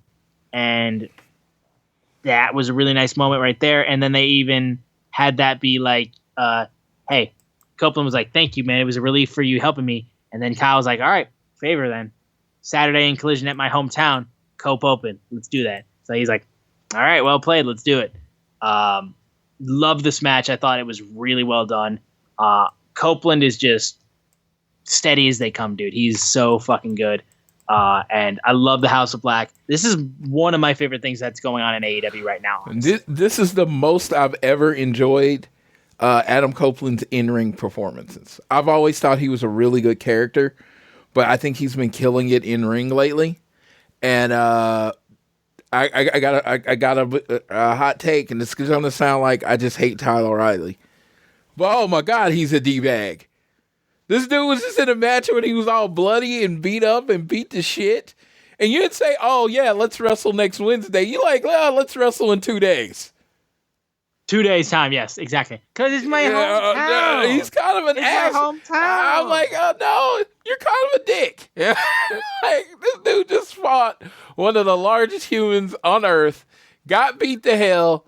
He was getting beat up after the match. You had his back, and you're like, hey, you know what? I had your back. Let's wrestle for your title, match, dude. Like, if you're talking about like actual logic, Kyle O'Reilly should squash him tomorrow or on Saturday. He should squash him because look at what he had just put his body through. Copeland's like 48, and he just put his body through that on Wednesday, dude. Yeah, there's no recovering from that before Saturday. It's like, yeah, there's no rest and relaxation you can do in 2 days that's going to make you ready to wrestle again. Yeah, like, no, it's just like, no. Kyle O'Reilly is the bad guy in this case. Kyle O'Reilly, terrible person. Like, I'm just like, dude, you're like, oh, yeah, won't you heal up to next Wednesday? I want to fight you at 100%. No, I want to get you at your weakest point on Saturday. Let's go. It's almost like it was planned. It's almost like it was all his idea. Yes. It's like he might have been in Malachi Black's ear, like, what? Hey, what's going on? Yeah, I don't know. I just thought it was kind of crazy. Canada, those Canadians are sneaky bastards, you know? Yeah, it can be like that sometimes.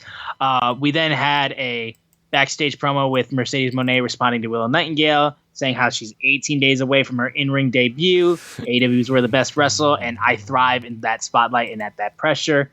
And said, I'm ready for Willow Nightingale at Double or Nothing.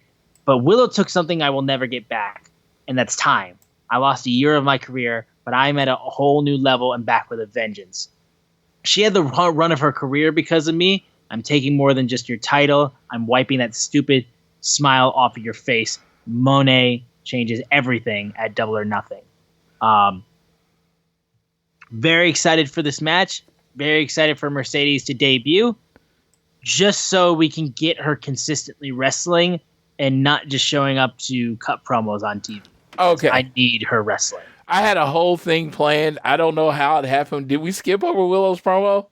No, we did. We mentioned it real quick. Oh, okay. Because I was going to say, Willow's promo last night had me drinking Dr. Pepper Zero Sugar. I was a little thirsty.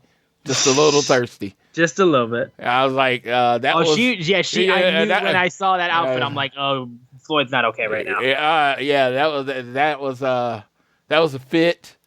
That was a fit. Yeah, I don't know if she did it herself, the people in the back, whoever did it. I mean this in the most respectful way. 'Cause again, yeah, it's respectful. Thank you. And Mercedes. I know they're trying to build anticipation to her match. I know what they're going for. I don't think she's executing it well, but this is not what she was strong at. I've never hey, remember that Sasha Banks promo? I've never been like that in my life. Remember that time Sasha Banks did this? No, never done that in my life. This is not to say anything. It's just like she does her best work in the ring. Again, that's what she does. So I'm looking forward to Double or Nothing. So people can see Mercedes Moné that might haven't before. 1,000%, yeah. And I will say too, if people do say, "Oh yeah, I remember a Sasha Banks promo," it's because she was heel. Yeah, I'm just gonna let you know that right now. Yeah. You want to tag me in it? Yeah, just let me know because, like I said, I watch a lot of wrestling. Can't say I remember everything, but yeah, she's always been like all right promo to me. Okay. Well, we'll move into the final moment of the show, which was the New Elite coming out basically and just talking out their ass. Really don't care about anything they said. We just got the final reveal of the teams, and again, it was FTR, and they proceeded to say it wasn't going to be easy finding a couple guys willing to fight against the EVPs of this company. It took a little convincing, but I think the guys have big enough balls for this job, and it was Eddie Kingston and Bryan Danielson, two guys who are very familiar with Anarchy in the Arena matches. These motherfuckers were crazy enough to let Eddie Kingston in another Anarchy in the Arena match when he literally tried to set somebody on fire in the first one. Yeah. Bryan Danielson was the guy who tried to stop him from setting somebody on fire, and he got the shit kicked out of him for it. And they're teaming together now. Again. Just kind of nutty. I don't know who let this happen, but it's your ass. Whatever Eddie does in this match, it's on your ass. Like, whoever let this happen. I'm not going to feel bad for it at all. If he does not come out bleeding and and ready to set someone on fire, I come on. No, I'm looking forward to this, dude. I'm telling you, like wrestling wise, in character, whatever, kayfabe, whatever words you want to use. I don't use the word right, but whatever words you want to use. If I had a fight that I need just someone to come in and fight, no rules fight, the first call I'm making is Eddie Kingston. Absolutely. There is no other call. I'm calling probably Eddie Kingston and Jon Moxley. Those are two. Jon Moxley's a little busy right now. But those are my first two calls. Because, they don't give a fuck. And that's what you want. They don't. Yeah. And then, if you're not going to call them two, maybe you call the guy that was literally retired because of concussions. And came back. The guy that went through the C2 with one fucking eye. Okay? The guy that literally put on one of the best matches I ever seen in your life. Yeah, and that guy, you know what? That pretty much fights to the tie anytime he fights Jon Moxley. Yeah, that's probably the other guy you want to call. Who's that? The American fucking Dragon. Probably the call you want to make. I'm like, hey, I'm saying Hanger's not available because, Hanger likes to plunder a little bit too. So, yeah, this is pretty solid 4 if you want to fight. Oh yeah, no, it's genuinely going to be a super fun match. Insanity. Everyone who's in attendance for that is going to see just complete and utter chaos. It was funny because they announced it. I was like, oh man, I need to move my seat, and then I was like, I really don't because they're going to fight in the crowd most of the time. Yeah, it's going to be nutty regardless. So it's completely fun. That's the great thing about the Anarchy in the Arena and the Stadium Stampede. If you have a bad seat, you won't for long. They're probably going to fight right in front of you at some point. Yeah, no, you won't have to worry about that at all. Like I said, I am stoked for this match. I think it's going to be like unbelievably fun, unbelievably insane and crazy. I don't like this storyline, but at the very least, I'm going to get a fun match out of it. I know that for sure. I just like, keeping FTR important. You know what I mean? Especially, after taking that massive L right in front of me. They're keeping my boys important. Again, Jungle Boy, Jack Perry. I'm trying not to call him the old name. Jack Perry is attached to the Young Bucks. That's going to do nothing but help his career. And Kazuchika Okada is like Kazuchika Okada. He's just there to turn people around and clothesline them. Yeah, I'm just happy that I will be happy that I will not be in attendance for this match. Because if I do that, I'm pretty sure my sister will want to kill me with the amount of expletives I throw at that group. Yes. Specifically, the 3 jackasses that are being carried by an IWGP Heavyweight Champion. That's a good one. That's a good one. I like it. Yeah, it's going to be consistently the phrase that I use for a while. I used it a couple weeks ago. I will use it consistently. That, though, was AEW Dynamite from not just this week, but last week as well. So we've gotten caught up.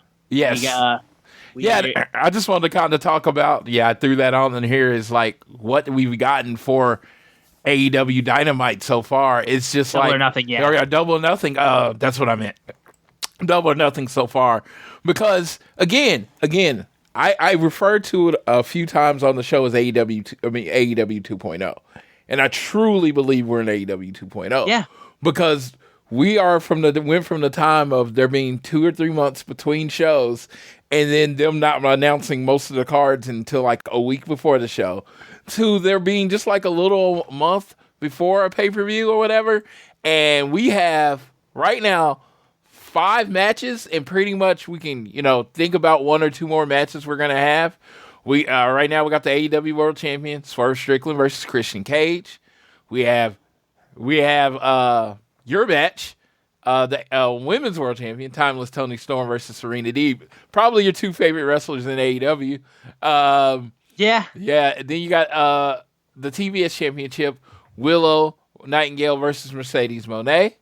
Then you have the International Championship, Roderick Strong versus Will Ospreay. And then you got the Anarchy in Arena match that we talked about. So we got 5 big matches, right? They seem to kind of allude that we're going to get the Death Triangle versus Bullet Club Gold. So that'll be match 6 if that's exactly what they end up doing. I'm thinking Copeland and Malachi is going to happen. That is going to be match 7. The Double or Nothing, they have always done the Casino Battle Royale. So I don't know if that's going to be like on Collision the night before. Did they do it last year? I thought they did it last year. I don't think they did it Maybe they did it on Dynamite last year. I don't know. Casino Battle Royal. AEW. I was going to say, it might have been on Dynamite the prior, though. Yes. Let's see. Let's see how many of they've done. Old Wikipedia is popping up right now. And I'm just saying. They did a Blackjack Battle Royal. Yeah. So yes. So yes. So what I was saying is, I feel like in this pay-per-view, that match would fit. Like the double, or like I don't know how much you can put on this, more you can put on this show and it feel important. So if you had that battle royal or ladder match or whatever, that would get other people involved. But, I think we'll see something because I guess we're not going to have a tag team title match. Maybe they can do some kind of tag team battle royal to decide the next number 1 contender or whatever. I don't know, but I just saying this card right now, whoa, it's very good. And it's pretty good. And you got to include the trios match in there because I'm pretty sure it's going to be in there. So you got a solid 6, and whatever they use to fill in there, it's going to be pretty amazing. And, you got 2 of your belts tied up with the Elite because of the Continental Classic. So you got the only thing, we got the TNT belt, which we think is going to be defended. So be interesting to see what they do with the rest of the card. But as a person that's going to Double or Nothing, 5th anniversary, this is a major show right now. Yeah, and they're doing a good job of making it feel like that. Now, we don't have any matches, I believe, announced for Rampage just yet, but for Collision, we're going to have Bryan Danielson and Claudio Castagnoli of the BCC versus Top Flight. We're going to have the Cope Open match between TNT champion Adam Copeland and Kyle O'Reilly. And then we're going to have Dax Harwood in a singles match against Tommy Billington, otherwise known as Dynamite Kid Tommy Billington. And yes, Floyd, go ahead and want to talk about that? He is the nephew of Dynamite Kid, he's like your favorite wrestler's favorite wrestler, like people like the nerds' favorite wrestler. He wrestled like pretty much, and I know I'm not supposed to say this name, but Chris Benoit completely like ripped. his look and his style from the Dynamite Kid. In that way, like they look quite similar or whatever. So this Tommy looks pretty much, his build is just like the Dynamite Kid. Gait, how he walks, all that kind of stuff. I actually had to YouTube and bring up a few videos of him because I had never actually seen him wrestle. But when I saw his face, I was like, good Lord. I thought it was his son, but apparently it's just the nephew. And they actually trained at the new dungeon. So this is going to be like, in the Heart Dungeon, going against Dax Harwood. I feel like I'm really happy because Dax Harwood gets the win. And I can't tell you I think the only singles match he's won in AEW was against Cash. Yeah. So Dax gets the win. I know for all you people, all you people out there that's like, FTR hates to lose. I know that goes against your narrative because this man literally never wins, but he gets the win. Woo! I'm like, no, but I think this is kind of like a tryout match for Tommy, and I don't know if it's like, tryout and gonna get signed, but they may use him more in ROH or whatever. I don't have it. I liked what I saw, but I have not watched enough of them to give like an overarching opinion of like. Sure. But I did like what I saw. I saw his YouTube clips. I like what I saw so far. I think definitely Dax is a great person to be in there with. You're going to be able to get to show exactly what you can do. If I had a tryout wrestling match, I'm like, hey, I would pick Dax because he's not gonna. His wrestling style is hard hitting but safe. It's something that you have to pay attention to, and he's not going to ask you to do something outside of your comfort zone because he's going to put the match together and it's going to look good. So I am looking forward to that show. For sure. That is everything previewing what's happening this weekend.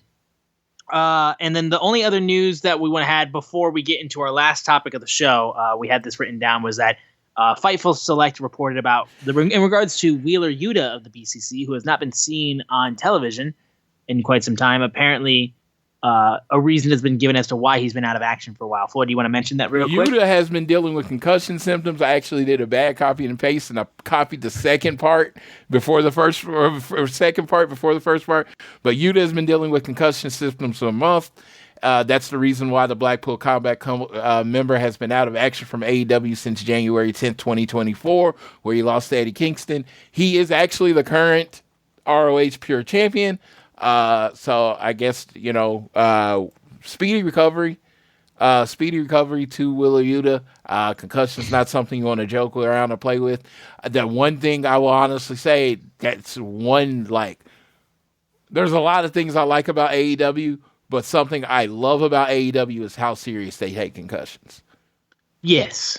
That's you go through the protocol, and they're going to make sure you're all right, and you're going to be away from the ring until you can do it symptom-free. Protect the brain. Wheeler Yuta's a fairly young guy. Got a lot of life to live, so get all the way healed up before you come back. 1,000%. Best of wishes to Wheeler Yuta. I hope you're feeling better. All right. We have one last thing we're going to touch on. So, Floyd alluded to it at the beginning of the show. So, this is not going to be the most positive segment ever in All Things Elite. So, if you don't care about meet and greets, FanFest, all that kind of stuff, go ahead and cut out, because that's what we're kind of gonna be touching on here. And I thank you for listening to the show. I appreciate you. But so this is gonna be less than positive, but we call it like we see it. And as many of you may know, I am a frequent attendee of AEW events, and not just shows. Like when they do FanFest, they do the community events. Even when I can't go to the community event, I still buy a ticket to support the community events, right? I love it. Everyone knows, pun intended, I am all in on AEW, right? But when I run into a concerning thing in this AEW 2.0, this was not like, I don't feel it was a secret. I feel like it was, is that it does not look like the rumor is, the intended is that there's not going to be an AEW, the Double FanFest at Double or Nothing. I don't, I can say, I'm going to call it a rumor. I'm going to ask Austin, should we cite where we heard it from or no? I mean, because we've also heard about what they're doing for like they are offering a VIP service. Yeah, and that's, we'll say, yeah, that's been confirmed. Yes, but this thing is just a rumor. People that know people. We know people that know people, and we heard a rumor that they're not like going into doing Double or Nothing, and this is weird to me. And the reason it is weird to me, as I go on this, and me and Austin will be talking back and forth, because Austin is also very much an attendee. I think you've been to every FanFest that's been in Las Vegas, right? If I can, because they didn't do a FanFest for their first show back with fans, correct? The first show back with fans, so 2021, they didn't. They did one in in Jacksonville. That's yeah. So that was the only one I wasn't there for. I was there for 2022. I was there for 2023, and I was there for 2019 with StarCast 2. Yeah. So that being said, the idea that right now, again, this is not us saying this. This is Fightful Select. This is Dave Meltzer. These are people that know way more about wrestling than us. Right now, AEW is kind of cold. They are fan interest, ticket sales, everything's not that great right now, right? I accept that. It is what it is. Every company goes through that. It is what it is. But is this the point in time in your company's history that you want to be less fan-friendly? Is this the point in time in your company's time that you want to stop doing things like FanFest? Because Tony Khan has mentioned that and this is like, he mentioned on TV that fans really care about the characters and the people in AEW. That's why they listen to them and everything. I will tell you there that relationships and fans are built at FanFest. Hell, that was like, I will say right now too, like, just to, not to cut you off though, but like, that's how a lot of the connections for some of these guys before AEW existed, that's how a lot of those connections were formed. They were at the table, They were at the table. Yes. They were doing the YouTube, being part of the YouTube videos. They were at smaller venues and meeting these guys and stuff like that. That was like such a lifeblood of like not just like their business, but like of how the fans connected with these guys. That's why like those StarCasts did gangbusters. That's why those FanFests, like, you get so many people taking part in those because people felt like so personally connected to these wrestlers, which in turn made them personally connected to this startup company that was beginning. Yes. And I called them the Lidls back in the day because it was really like, I don't, I was, the boy bands were never my thing, but I felt like the elite, and I'm talking the Young Bucks, Kenny, Cody, Hangman, Marty Scurll. I know we're not supposed to talk about him, but those six were the wrestling version of the Beatles. I remember there being, they did a Chicago signing that I went to that I flew in and a bunch of us flew in for. My friend friend flew. Whoa, that was tough to get out. Friend flew from Alaska, just to be at this Pro Wrestling Tees signing for the Elite. So that was it. That's what AEW was built on. People would follow those people anywhere, to the depths of hell, if that's what they wanted to. It was like, when they announced All In, dude, they didn't have to announce a single person. We knew the Lidls were going to be there. Sold out in how many minutes? They announced Double or Nothing. The Allitos were going to be there. Sold out. They sold out a show in Madison Square Garden that they weren't even at. Because people thought they might make an appearance. That is the passion and the rabid fan base that AEW was built on. Yes, Jon Moxley was strong. Chris Jericho, oh my God, that Chris Jericho. He was at All In. Don't forget about that with Chris Jericho. So, all of that was super important, right? But what built this company is their passionate fan base, their rabid fan base, the personal interactions that you got with each people. That you could go to TGI Fridays and see the whole group out there having dinner. Or, they would go to Cracker Barrel and have breakfast in the morning. They would go to the mall and shop. They were the most available group of people ever, right?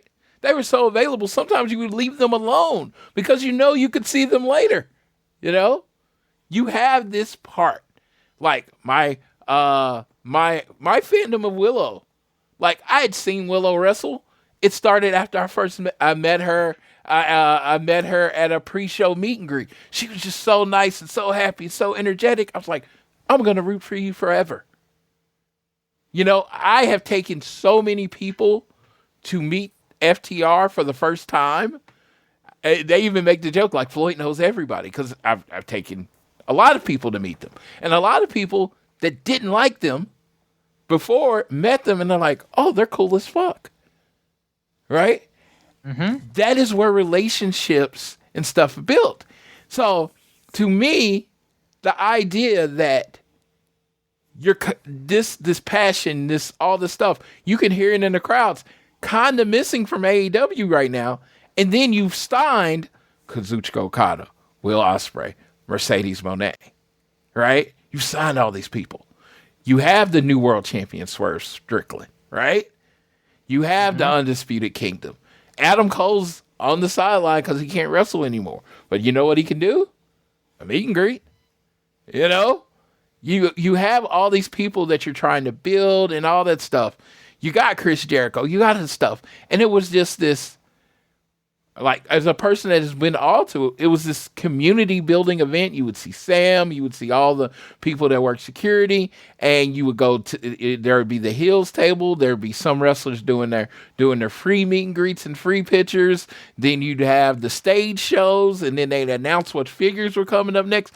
I could basically, from my brain, me and you could tell you in the exact order everything was going to happen at a FanFest because we've been to so many at this point. Yeah. So, and it was just like you'd have your wrestlers over there, you meet, and it's just like, okay. It was such an event. It was such a signature AEW event. So, TK's building tradition. We've talked about it. I'm going to have Double or Nothing in Vegas every year. I'm going to have All Out in Chicago every year. I'm going to have All In London every year. I'm going to do all this tradition. And tradition is super important to TK. StarCast was the precursor to FanFest. That happened at the first Double or Nothing. Second Double or Nothing, 2020, COVID. Nothing happened. No fans were allowed. We call that a wash. 2021, dude, coming out of COVID, I got the pictures. In mask in Jacksonville, people still showed up to FanFest. Dude met Alex Abrahantes, found out he's one of the coolest people on earth. You meet people from being the elite. Charlie from being the elite took a picture with him, one of the coolest people. Amanda Huber, all those people were around, right? Then that was in 2021. Then 2022, back to Vegas. We're there. 2023, back to Vegas. We're there. So, what that sounds like Double or Nothing, FanFest, and StarCast is? A tradition. Why are we going away from this tradition? Why? In a time where you need the fans the most, you need the fans to step up for you the most, do you take this away? And again, I had a feeling they weren't going to have it. I'm actually not coming in to Saturday morning. I always came in, this, Friday or Thursday, because I knew there was going to be an AEW community event and there was going to be some kind of fan fest. And I needed to make sure I had all my shit to get signed or whatever. But I had a feeling because when Austin, you had the stat. When's the last time they did a pre-show meet and greet? February of this year. Yes.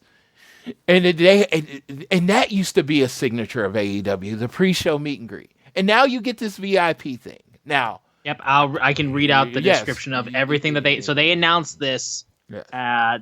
They announced this on May 6th, so 4 days ago. They announced celebrate the return to the MGM Grand Garden Arena, the 5th anniversary of Double or Nothing, with this VIP merchandise pack. I believe they did the same sort of thing with Dynasty for Sting's last match and everything like that. So here's what you get with this VIP merchandise pack. VIP entrance with early entry access 60 minutes prior to doors opening. Crowd-free merchandise shopping. So access to shopping for merchandise with no giant crowds. One exclusive Double or Nothing 2024 VIP commemorative laminate. One exclusive Double or Nothing 2024 commemorative ticket. You can pose with the AEW World Championship, and one VIP exclusive merchandise item. And that it says on the bottom, this event does not include a meet and greet. Must purchase an event ticket in addition to the VIP experience. The VIP experience, last I checked, I believe is $150. So the last time at it wasn't Dynasty. It Revolution, was Revolution. Not sorry. Yeah, because I said Sting's last match, which was at Revolution. And they did a surprise meet and greet with Sting, right? I don't know. Yeah, no, I think people posted that some people got the surprise meet and greet with Sting. That being said, though, what they're offering here, great value. I'm not going to shit on the value. I'm not doing it, right? Not me, my friend Sydney, JR, we looked at it. Cool. We'll wait. And it's just like, because that's not, it's like, oh, we still want the extra money, but we don't want to provide what you want, which is the meet and greets. And like I said, not everybody is meet and greets. I'm like, I know that's my thing. I like the meet and greets. I want to take my picture with FTR. I want to do my thing. Again, that is Floyd's thing. But I know people that sit there and watch the stage shows all day. They love them some RJ City. They did the video game thing live. They did, I guess, the Dark Orders. They're doing Be in the Dark Order. They could do like a Be in the Dark Order panel.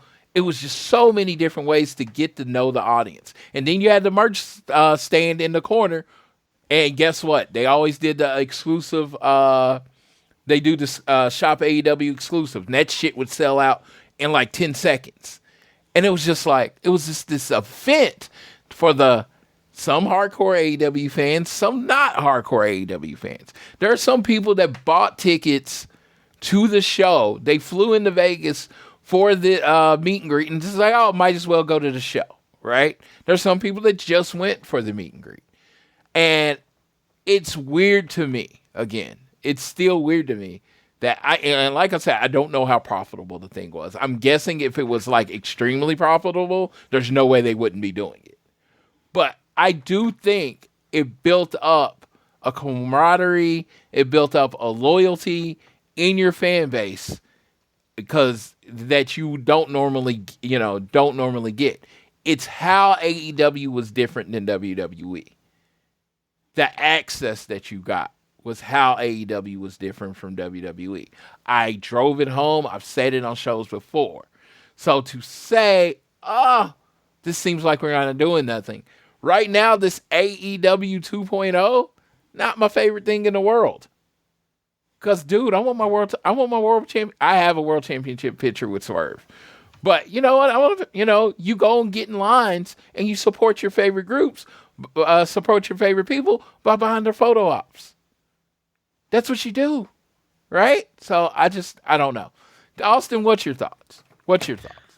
Yeah, no, getting into my thoughts because, I have pictures from WrestleCon with members of the Elite and guys that would eventually go on to be wrestlers at AEW, like from back in like I want to say like 2018 and prior, I think. Yeah, like before All In, like when we were at like Mania for like so I've had pictures with like the Young Bucks, Kenny Omega, all these guys. I've had pictures with them.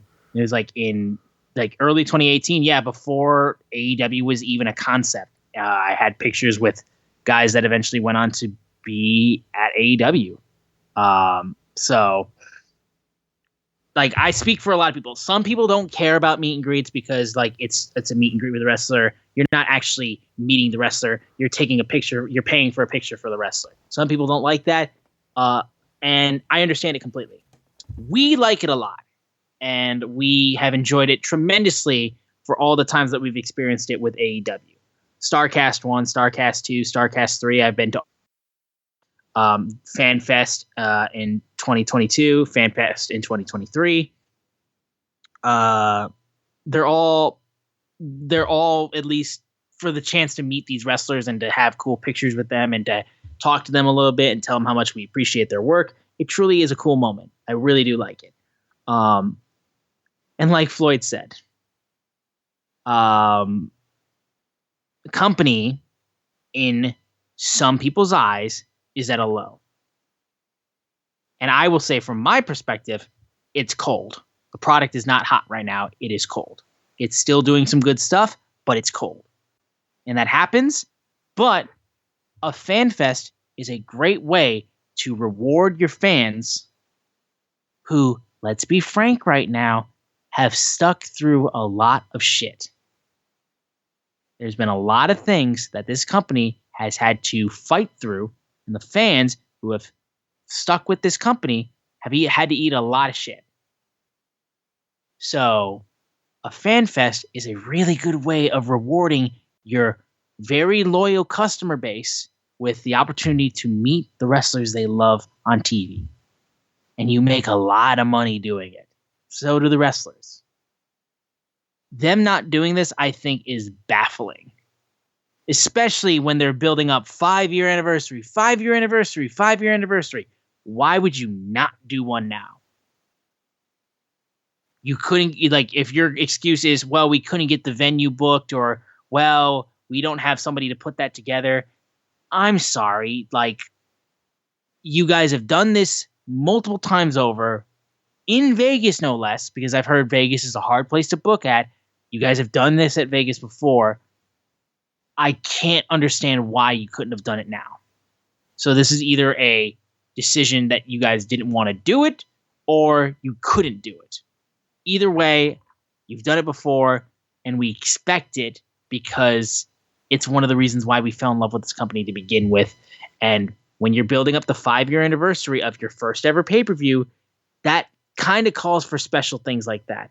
And for me, there's a lot of people that are going to get that VIP ticket, and I absolutely say, if you get it, enjoy yourself. I'm not going to be mad at you if you do it. But for me, who has gone to many wrestling shows and many AEW shows, early entry, a picture with a replica title, and early access to merch that I'm going to buy anyway doesn't really inspire me to want to spend $150. That's me. That's my personal feeling. I think when we talked about how this is a new era of AEW, it's been very apparent. They've made it a very big deal. It's very clear that this is not the same AEW that it was when it started. That's not necessarily a bad thing. Companies will always change. You can't expect a company that started out the way that it did to be the exact same way that it was 5 years later. That's just not feasible. It's not reasonable. And it's just, you can't expect that.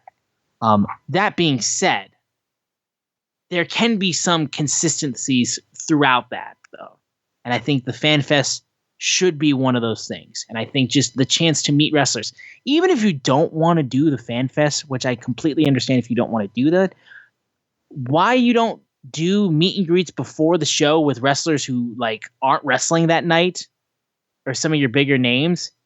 Like, I remember when I was at Detroit, I think it was last year for the steel cage match with Kenny Omega and Jon Moxley was the main event, and it was in Detroit, and they had a pre-show meet and greet with Juice Robinson, not timeless at the moment, but still amazing, Tony Storm, and FTR. There was a damn good line for that event, I will say. So why you wouldn't do those at the very least? And you're not doing those. You haven't done a meet and greet since in over 3 months for a Dynamite or a Collision or anything. And you're not doing a fan fest.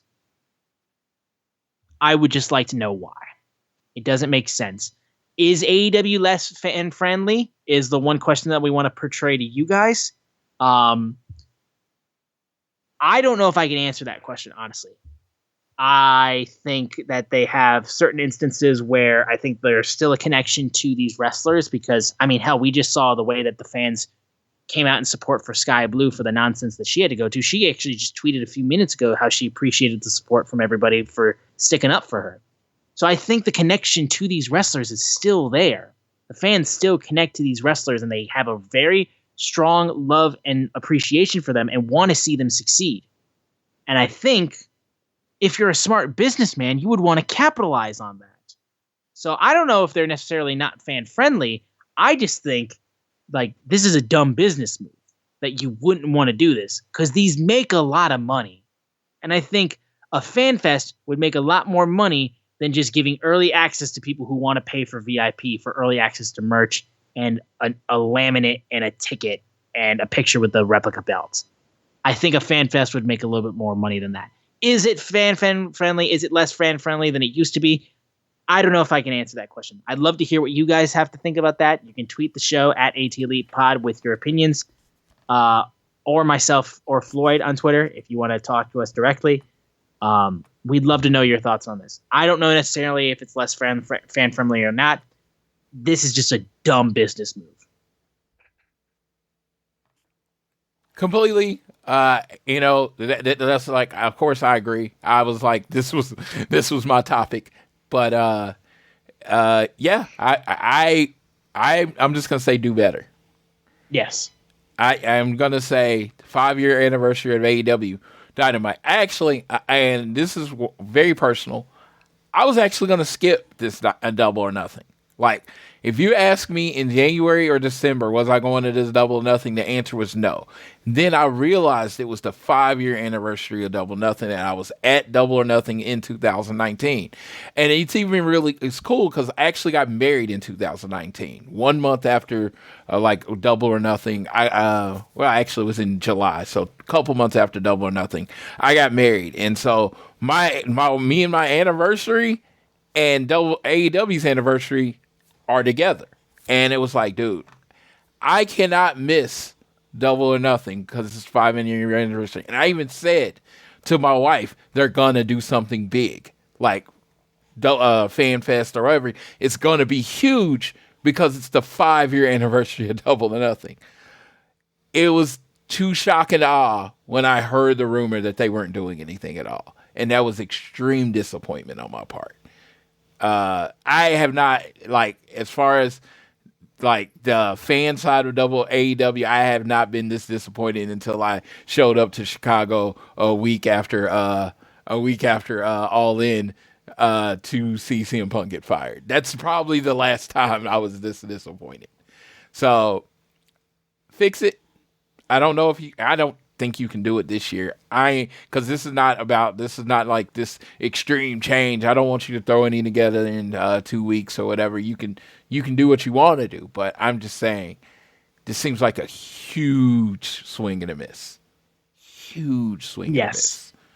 Huge swing and a miss. 5-year anniversary of Double Nothing. First of all, you're not really pushing that at all. At all. This is your company's 5-year anniversary of your first show. It's really the only pushing of the mentioning of the 5-year anniversary was when they did that stupid fucking political ad campaign looking shit for the Elite this past week on Dynamite. Yeah, so like that shit was like the only mention that showed them at Vegas when they did the press conference before the first Double or Nothing. That's the only mention of the first Double or Nothing that we've gotten, and it was in a dumbass video package for the fuck bucks. Yeah, you go back to MGM Garden Arena, the place that you sold out the first time, and then like I said, it feels like nothing. It feels like, oh, it's kind of something we have to do, and it's a show, a company going to 5 years old or whatever, and it just seems like your fans showed out for you when you debuted. It feels like you would show out for your fans for the 5-year anniversary. Again, it's funny because there's 5 wrestlers or whatever, 10 wrestlers in the world that, that have been significant that I haven't met, right? That day of Double or Nothing, John Cena's doing a signing in Houston. And I was like, somebody was like, oh, you're going because John Cena's, you've never met John Cena. And I was like, I can't. And he was like, why? 5-year anniversary of Double or Nothing. I can't miss it. I can't miss it. Showing loyalty. Loyalty is going one way. When's it going to come back the other way? Yes. That's all we're asking for, guys. Yeah. These fans have stuck with you through some of the darkest moments of this company's recent memory. We'd love to see you guys reward them for sticking through it. Because there's been a lot of guys, I will tell you right now, there's been a lot of people who jump ship. Yeah, a lot of people who jump ship. It's people that I was literally at that Double or Nothing with that have jumped ship. So you should really be rewarding the people who have been there from Jump Street. Yes. Guys like me, guys like Floyd, guys like Sydney, we have been here since day one. And to not get any sort of thing for the 5-year anniversary is unbelievably disappointing. And we expect a lot better out of you guys for that. Just letting you know that. So, unfortunately, that's how we're going to end the show, on a bit of a dour note. We're going to be back next week, and we'll be hopefully a little bit more positive as we build up towards Double or Nothing and what the rest of the card looks like and what other moments we have on Dynamite. But just wanted to go ahead and talk about that since we are very disappointed with that. And we want to be honest with you guys. We're the proclivity for positivity, but we also want to be truthful and honest with you guys with how we're feeling about stuff like this. Yeah, so. It's just like, dude, and as I finish, I'm just going to say how many people that I have sold on AEW by telling them how fan-friendly they are. Like, dude, I am your cheerleader. I am wearing black and gold. Shit, I have literally AEW shoes. That's how much I'm a cheerleader for you. Show started before there was ever a show. This show started before there was a show. You know? I can't say when it was still being called a t-shirt company. Yes, I can't even say the things that I said about you 5 years ago now. That's a problem. I don't know what I'm selling people on. That's all I'm saying. Yeah. And I want to thank everybody. Did you hung through that? Yes, and you're like, Floyd, oh my God. Floyd's pissed. I honestly, I'm not mad. I'm disappointed. Yep. Like, I'm not mad. Not mad at all. And again, I'm still going to be at that show. Going to be at the Collision the night before. Still flying. I didn't cancel the trip. Not going to cancel the trip. Because I still love AEW. I still love what they mean for professional wrestling. I still love the alternative. But the thing you had done well since the beginning is the one thing you shouldn't fucking change. Yes. All right. And with that's gonna happen, yeah. With that, I say keep downloading, sharing the show. We appreciate it. You have anything else before we go, Austin? Yeah, no, guys, just thank you for listening. We should be back next week, like on our normal schedule. Thank you for being patient with me, especially since I've been so swamped with work.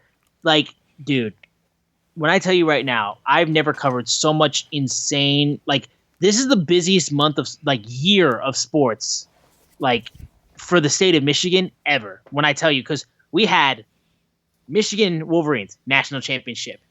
We had everything that went wrong with MSU football, unfortunately, in the first few weeks. We had freaking the Detroit Pistons collapse, one of the worst teams in all of basketball. We had the Detroit Lions winning their first playoff game since 1992. And then we had them make it to the NFC Championship game, nearly make it to the Super Bowl. And then we had the NFL draft in Detroit. All of that happened. That's not counting any brand new coaching hires that's happened for any of our schools that are in the area or anything like that. All of that happened in 1 year, one like year, yeah, a few months time, like 6 months span.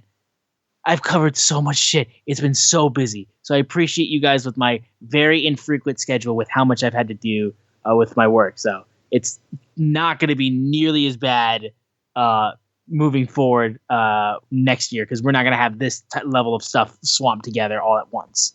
But thank you guys for being patient with me. Please download the show wherever you listen to us on your podcast. Give us a share with your friends, family, coworkers, whoever you wish. Rate, review, subscribe. Follow us on Twitter at ElitePod, at ATElitePod.